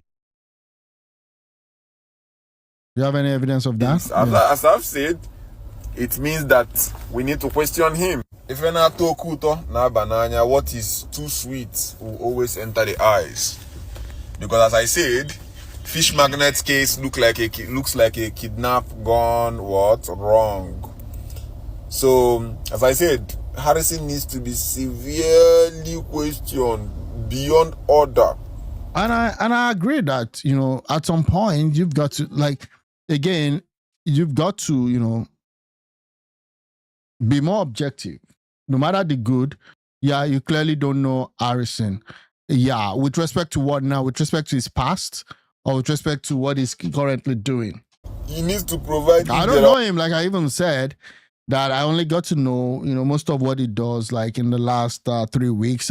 He's very big on Facebook and Instagram. Yeah, so maybe I don't. Yeah, you might be right about that. Policemen, or if there are, because I know that he is not a policeman. He needs to provide if there are policemen that are also on the part of these whole deals. You guys don't know how bad this is. I really wish you guys know how bad this is. Okay. If they go to cookie jar, they follow there. When you go to cookie jar, you go collect cookie chop. You understand? That means that there is a problem. That means you are also a rat. Okay. If they go where they keep honey, you go carry your hand, put inside the honey jar. You go take honey and lick. But what I'm also saying is that it gets to a point where it doesn't even make so much sense. What's the cost? Except we're saying that, because he has that practice in the past, he can't help it. It's an addiction. That means that you yourself, you like sweet things. You understand what you guys don't understand? I'm heading somewhere. Okay, can you grab? I don't want VDM have a link to, because I'm talking about the one where we don't see something for him hand. The one where we don't see say him they do this kind of thing. Okay. And have no pity for anybody, bro. Have zero pity for anybody. Man, so much 2 minutes of saying nothing, actually. Yeah, that's it. Okay, let me see here. Keeps trending. We have listened to this before. The system in Nigeria is designed to frustrate result-driven individuals like HARISSON while providing an enabling enabling environment for ring-light activists like VDM. HARISSON has done more to secure this country than all the people crucifying him together. Okay, I've listened to this one. Okay, at the end of the day, everybody decides to secure themselves without risking their life for others. I hope we can. 5 minutes to your life. HARISSON is a good man, and God has sent him to mankind. A lot of people wish. Oh, no, I'm not gonna listen to this. Yeah, I've checked this. I've checked this also. What else? HARISSON has done more than any civilian in this country. How can one convince me that this guy doesn't hold any power politically? Yet these are some of his achievements. Okay, what's this? Let me see. You know, saying that police doesn't enter the bush to pursue these kidnappers. Hi, Joseph. Welcome to the show. Yeah. And I said no, they do enter the bush. You know, but we all know that when a kidnapper kidnaps victims, you don't expect police to attack or throw them up in the bush, because the victims there, their life may be at risk. Okay. You understand? So these few weeks I've spent with these guys, I've really learned a lot. And not just that, I've learned that these police officers, a lot is really going down with them. A lot. They don't have mobility. Some of these vehicles you are seeing that these police people are using are their personal vehicles. Also, I don't believe that. How are they using their personal vehicle? How do they fund it? Police officers are not paid well. So again, that doesn't make sense. But again, personal vehicles. They don't have truck. Now, like this road now, there's no way we can access to pass through this road, because the road is bad. If you watch it, you see that the road is very, very bad. Now, the people are looking for, they will be at the front. So we have to trek for hours. We will trek the bush for hours. You understand? So how do you connect these villages? You have to connect these villages with vehicle. And they don't have vehicle. The anti-kidnapping squad in Asaba, the other teams. Yeah, that's the primary team he does. I think that's his area, really, the Delta State of Sabah.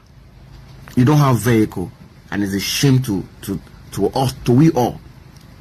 Now, how can a policeman be using his own private vehicle, car, not even Sienna, not even a Hilux truck, to protect us? Those Sierra you're looking at the front, they are owned by individuals. Okay. They rented them. They pay money to people who owns this Sienna, who owns these vehicles. Now tell me why would they? Well, is this not where the state governor also comes into play? Because I remember then that Fashola in Lagos did some police intervention fund. I believe maybe that's not the exact name, where private companies were actually taxed to donate to that fund so they could get some more police people and sponsor them and kind of fund them really to help keep Lagos safe. So why are the state governors not doing that? Even though we don't have state police, but there's still some level of intervention. There are ways you can actually get some designated police force member to achieve some certain security goal in your state. Why would they not? Why would they not go and extort somebody on the road? They rent it. They fuel them. Even we go into this bush now, this thick forest that we went to. Two of this here, it broke down. The shaft got broken. All right. We had to find a way to tow those vehicles out from the bush. So this war we are fighting is not yet over. It's not, because these guys don't have it. Even to track most of these suspects, most of these kidnappers, to track them, because these guys are making calls. Not just making calls, they are calling with the victims' phone numbers, their phone lines. They're need to make calls. So they can easily locate where they are, but they don't have the technology. Yep. To detect, to know where exactly these guys are calling from. Okay. Each time these people let me just fast forward. Okay, you have to pay a whole lot. In the midnight, 2 a.m., 10 p.m., these guys we are in the bush, trying to see how we can we can get hold of these guys. And they're making progress. You know, I can't review some things on the social media space, but a lot of progress are being made. Thanks to Mr. Judas who gave us the drone. So with the drone, we achieved much. Areas we could not access, the drone assisted us to know what, what we like those areas. We see those houses, ensuring the safety field. Okay. So again, this is just a day in the life of a guy that cares about getting people. Ex-user praises Harrisson's brave midnight rescue amidst accusation. The bearer testimony has hailed activists this for leading a daring midnight rescue in Delta State to free a kidnapped victim. The witness said Harisson personally drove with millions in ransom after rescuing a reverend father and 2 others earlier that night. Wow. Refusing to take any payment for his effort. Writer also stated, if you hear any big nonsense gossip about this man, just know that it is the evil he is fighting that are fighting him back. Yeah, okay. I listened to this one yesterday saying that a very dark man has a main character syndrome and all that. My investment of over $2 million in Harisson Gamnishu Anyoma Gary project has still not been refunded after 4 years. He's my longtime friend, yet he defrauded me. This is another person coming to say this guy is a fraud. He even threatened me and bragged that he has strong connections in Nigeria, that he would take my money, deny everything, and nothing would happen. Again, allegedly though. Allegedly. I don't know if I want to listen to this one. Let me see. The Anini called Harisson Gamnishu. Sometime in 2021, I think April 2021, Harisson Gamnishu came to my house in Owerri. He came to me and pleaded with me to invest in his Anyoma Gari. Okay. Harisson Gamnishu is a friend I've known before 2021. Okay. So when he came to my house and told me about Anyoma Gari and how he's processing cassava into Gari and exporting it, and he told me a lot of things that convinced me. Okay. And I told him I would like to start the business here in Owerri. Let me have, set it up here in Owerri, and find a way to start the business up here in Owerri. So he came, and then he assessed the proposed sites where I want to do this business. He advised me that because of proximity going to Haji to get raw materials, that it is better I invest that money in his plant in Asaba. Okay, fair enough. He told me if I invest in his plant in Asaba, with time I'll be able to know the business and understand the ethics of the business before I can fully go into my own production. Well, as a friend, I believed in him. And then he sought for the capital of 2 million. He asked me to invest 2 million. All right, Clifford, welcome to the show. Thanks for joining. That he will be giving me real return on investment of 100,000 monthly for the 2 million capital I will invest. So you're investing 2 million. You're going to get a return of 100K monthly. So that means at the end of 1 year, you're going to get 1.2 million. Bro. Okay. No comment. I'm just saying. Well, to be honest, frankly, he kept to the agreement until after 6 months or 7 months he paid me. The evidence are there. What I'm saying is... So you put in 2 million, you already got 700 as a return, not the actual capital. 700, okay, 6 or 7. A lot of evidence. Okay. So after 6 or 7 months, Rio, he stopped paying. Okay. So when he stopped paying, Hi, Michael, welcome started calling him as a friend. I started calling him. He was complaining about getting involved in politics, how he spent a lot of money in politics, and that he couldn't get the ticket, he couldn't win the election, and he lost a lot of money. Being a friend, I decided to give him some time. He asked for some time. I gave him a lot of time. Okay. After 7 months or 8 months again or 1 year. So this is a friend request, and he's waiting in that Harisson was actually his friend, or is still his friend, I don't know. But the guy took money from him to do a business, and he hasn't paid back. I'm calling him again. I said, bro, since you're no longer paying the real, why don't you give me back my capital? Just give me back my capital. We have an MOU. We signed an MOU together that if you stop paying after 3 months, that you're going to refund me back the capital. Yeah. Refund back the capital. He refused to refund back the capital. Okay. So I gave him a lot of time. I called some of mutual friends, because we have mutual friends. I called some females that we are both friends with.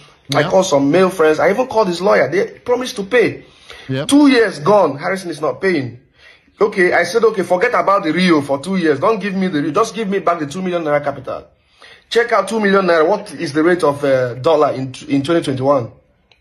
Go back and check the rate of dollar in 2020. If I invested that money in a plot of land, I know how much I'm supposed to get from that investment. Okay. So Harrison, 2 years is not paying. I think sometime in 2023, I called him out.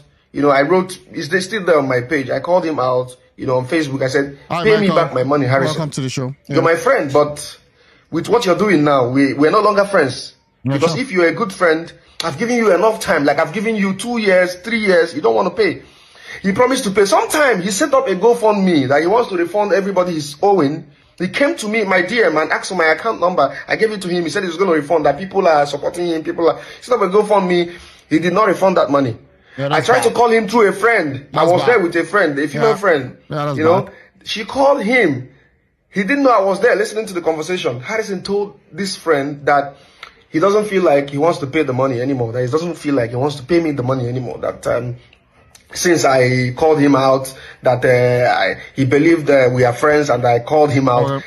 I called him out after 2 years or more than 2 years. Okay. I called him out. That since I called him out, that he doesn't want to pay, that I can go to anywhere like that. He has all the contacts in the world. January 2nd, 2025, January of this year, I called Harrison again. I came into Nigeria, I called Harrison again. Harrison, that's the only time he took my call. Just give me my money. Why don't you pay this money? It's 4 years already. Bro, pay the money, man. Pay this money, man. You came to my house, you know, whether to ask for this money. It's not like I came to you. I didn't go to you. You came to me in my house. You told me about this business. I believed in you. I invested with you on trust. Yep. You're making me lose trust with everyone, every Nigerian. That don't want to do business with anybody anymore. Right. Why are you doing this? Pay me back this money. He said that he doesn't feel like he wants to pay the money again. That he has all the contact in the world. He has all the police to his arsenal. He has all the court, and he has everything. You know, he even threatened my life that if I do, he will do this, he will do that. I said, now I become a traitor. This is my money we're talking about. I'm not begging you for money, bro. Yeah. I'm saying, pay me back I've forgotten the Rio. I said, take the Rio. Just give me back the capital. Okay. So back to Samuel's point, you clearly don't know Harrison. I don't know him. I mean, I just said it, that I don't know him. I only saw this stuff 3 weeks ago. But on this issue happening in Edo State, I mean, I need something much more concrete to just say, he stole 5.4 from a ransom money. Knowing in fact that his line of business, there is going to be a lot on sources and methods of how he does the state. Now, maybe he didn't do the right thing in terms of how he executed his plan. You can actually argue that. Hi, Michael. Hi, Oyebuchi. Welcome. He doesn't want to give it back. Thanks until today. For the follow. So this is the kind of character you people are defending online. The last time nobody is defending anybody. We're just looking at the whole scenario and trying to make a sense of what has happened and give the benefit of the doubt. And wait for a full investigation. I called out Harrison in 2023. People came to my page attacking me. People said a lot of things. Okay. You know, that I'm trying to pull him down. I'm trying to do this. I'm trying to do that. Is that how you want to? Is that how you're going to lose your own money? Is that what you pray for? That when you do business with people, they should just go with your money, and the person will become automatic sent, and then you go about defending the person. You go about abusing who is calling this person out. Is that the prayer you want for yourself? If Harrison is honest, do you think he will still be holding my money till this day? 2026 April will make it 5 solid years, and he doesn't want to pay this money. This money, do you know how much I would have made from this money, from this 2 million naira capital of 2021? Check out the rate of dollar in 2021. Do you know how much this money should have generated for me? Do you know how many millions I should be talking about if I invested this money in a plot of land or 2 plots of land as of 2021? So I am very glad the chicken is coming to roast now. The Ndibo say that when the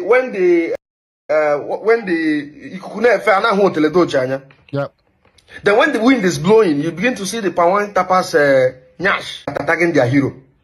Harrison Wamnishu, come rain, come sun, I will get my money from you. I know you will pay the money. Okay. I am not the type that you will go to SOB in Asaba and then you SOB will you don't take my calls anymore. No. You don't take my calls and you don't reply my message anymore. Both WhatsApp, direct message, calls, you don't answer my calls anymore. Look at the kind of character of a person who you guys are calling activist, who you guys are calling your hero, and the Nobody called him a hero. I mean, maybe some people are calling him hero. Yeah, but I go, guy, you don't need to pull this guy down. You understand what has happened, but now he's doing good for the nation, but you don't need to blackmail him. Exactly. And again, I mean, something also comes to me when people are down. I think people see that as the opportunity to eat back. And it just shows how good their friendship is. Again, maybe he's talking from a place of his own personal disappointment. Because we've had, so again, what I try to bring both sides. You know, when you're talking about this guy, a lot of people have come out to say he does a lot of great and good things. And there are some part that are saying not so good. Again, I'm focusing on the issue that happened in Edo State, and I think that he did not take that money. I mean, he did not steal. He took the money, but he didn't steal it. But it was because he had his own source of method. But again, that's his own experience. The rescuer of kidnapped victims. I laugh in Swahili. No, but he has. We've seen reports. We've seen people come out to say he actually did rescue them, and then some of the monies that he take, it tries to put in some other decoy currencies there so that they can actually use that to catch the kidnappers. Now, I don't know if that is possible anymore. If any kidnapper sees that you are bringing HARISSON, that itself may be a big risk for the life of those that was kidnapped. Nigerians, a lot of us are gullible. I don't want to say all of us. A lot of us are gullible. No, I agree with that one. And it's a sad situation. This is how we're going to fix Nigeria, but we will fix it. I'm calling. Okay. So you're calling on every well-meaning Nigerian, everybody who believes in justice, everybody who believes that equity and justice, fairness, who believes in truth, everybody who believes to help you recover your 2 million naira. Yeah, I mean, that's it. They're already sponsoring agenda against HARISSON Guam issue because it's spoiling the kidnapping business for them. And the idiotic Nigerians are buying it. Nigerians are turning against him already just because one illogical and random accusation that doesn't make sense. Shame on you all. Same HARISSON that has tracked down and neutralized kidnappers, recovered millions of ransom monies in cash, and even recovered millions of extorted monies from rogue policemen is who you are accusing of stealing ransom money. This is actually a strong reinforcement of what many people say, that Nigerians aren't worth dying for. Yeah, 100%. Because when the push comes to shove, you're on your own. All this meanwhile, one of the couple is still in the kidnappers' den, but instead, the family, to focus on rescuing their son, they are rushing to social media to join in the agenda. I don't care what anyone says. This man, HARISSON, has been risking his life in the bushes. Nothing will raise the fact that he's been inconveniencing himself for the safety of Deltans.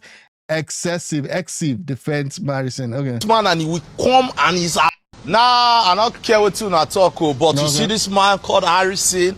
Nothing will make me look at this man differently. Yeah, it's a narrative. Nothing will take away the fact that this man has been risking his life in the bushes. Yeah. Nothing will take away the fact that this man has been displeasing himself for the safety of Deltans. Yep. Nothing will take away the fact that when you were sleeping in your house, this man was in the bush. Yeah, Nigerians are not worth dying for anything, Michael. Okay, anything is just let him bear this. I'm telling you. I mean, let's look at it now. Abiola, what happened to Abiola at the end of the day? I mean, it was gone. And even Obasanjo that came in could not even recognize the guy. That was the guy that paved the way for him to become president.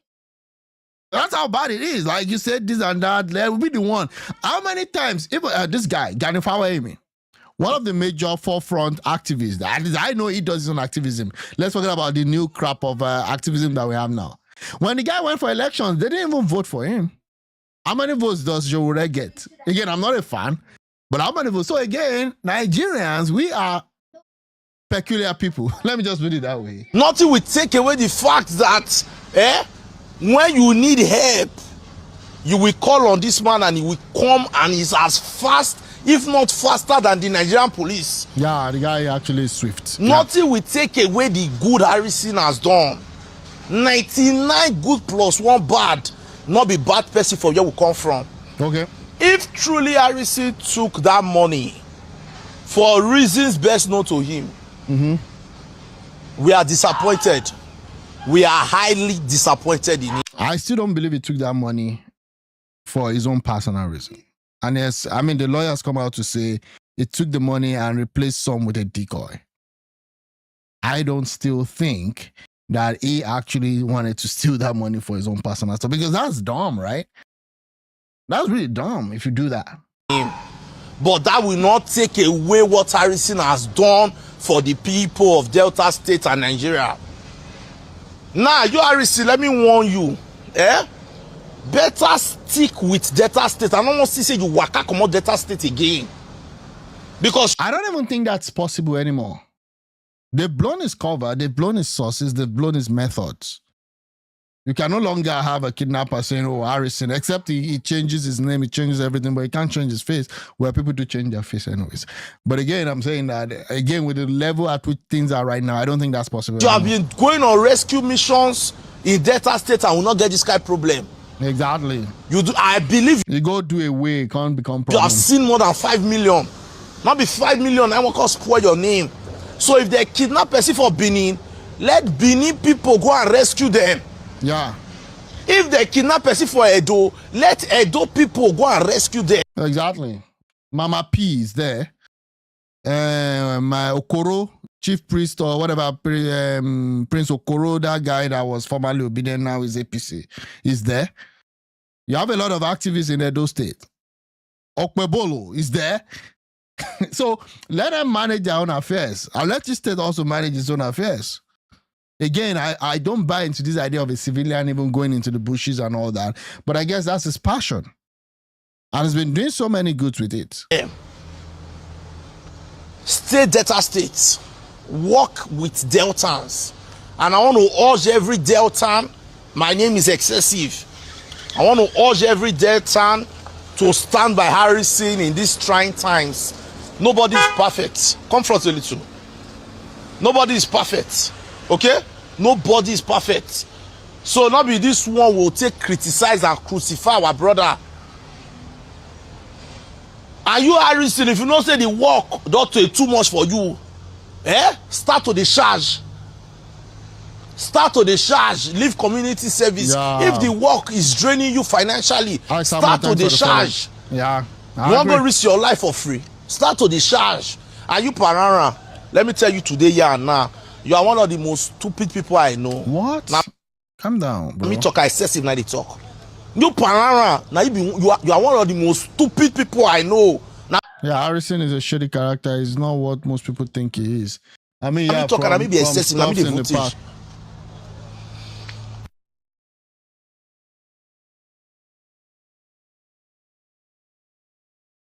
Nah, I don't care what you now.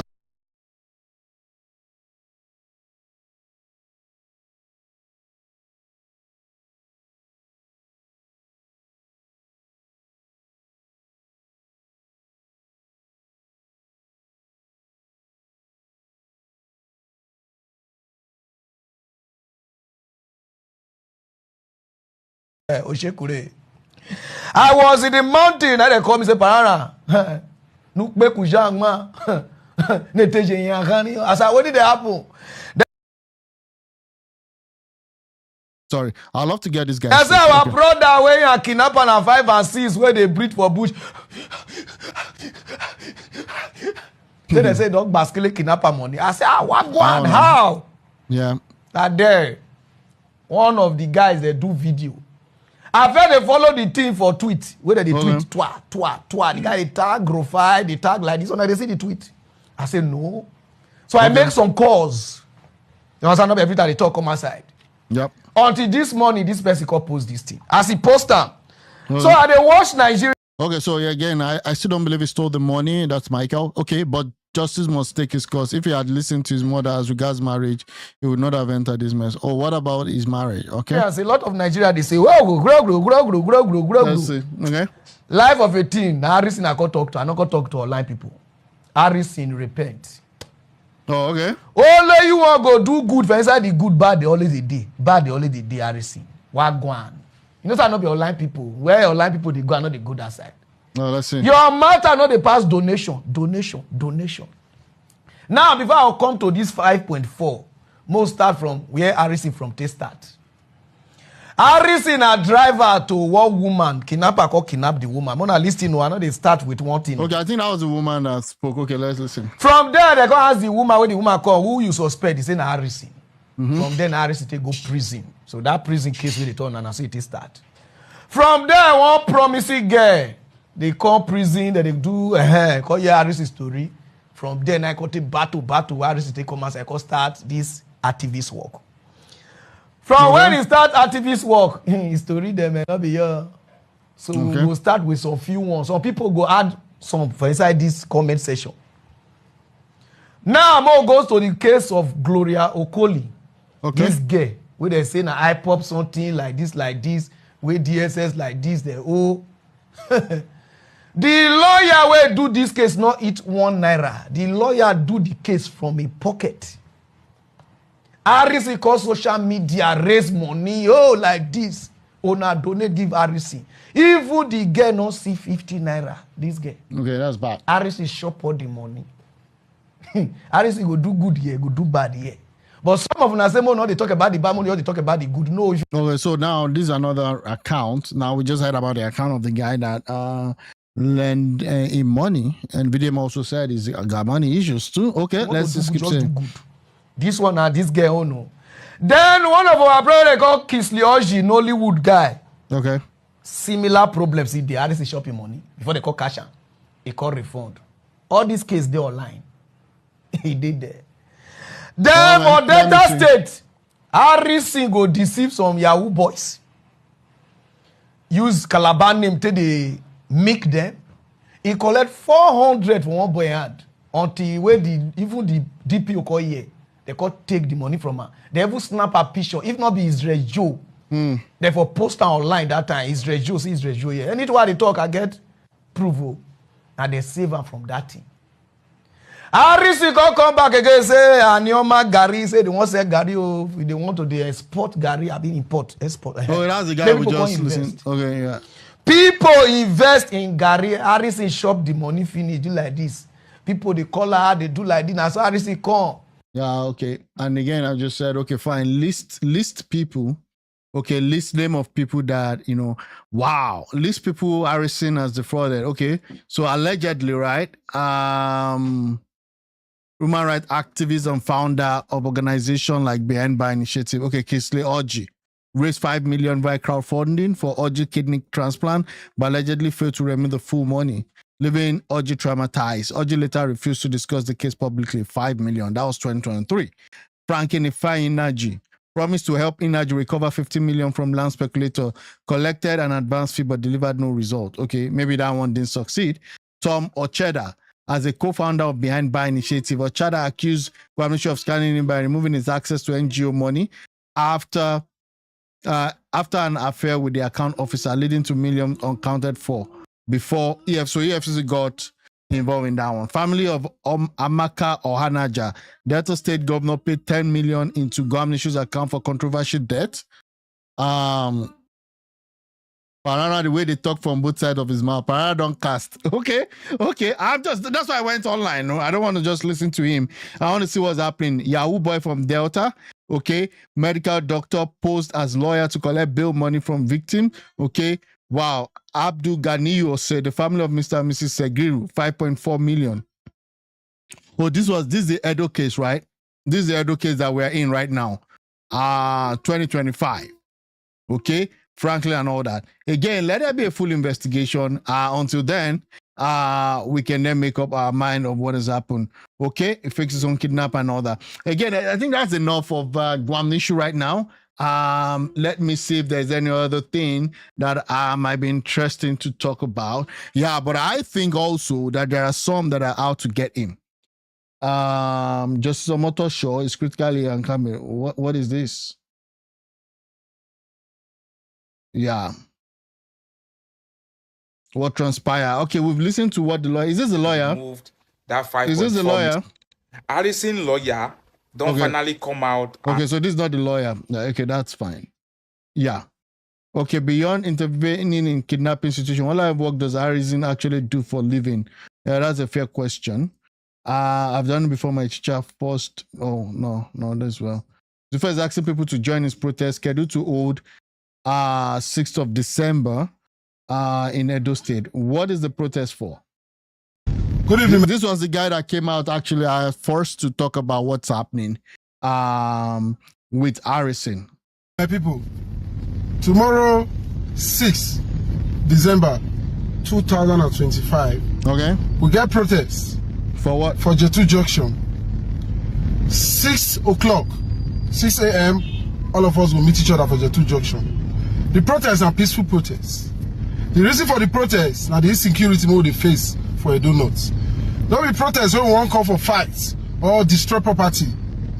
And protests where everybody want to know for Nigeria, no for Edo State, say we they face a lot for Edo North. Nobody they come fight. I repeat, now peaceful protests.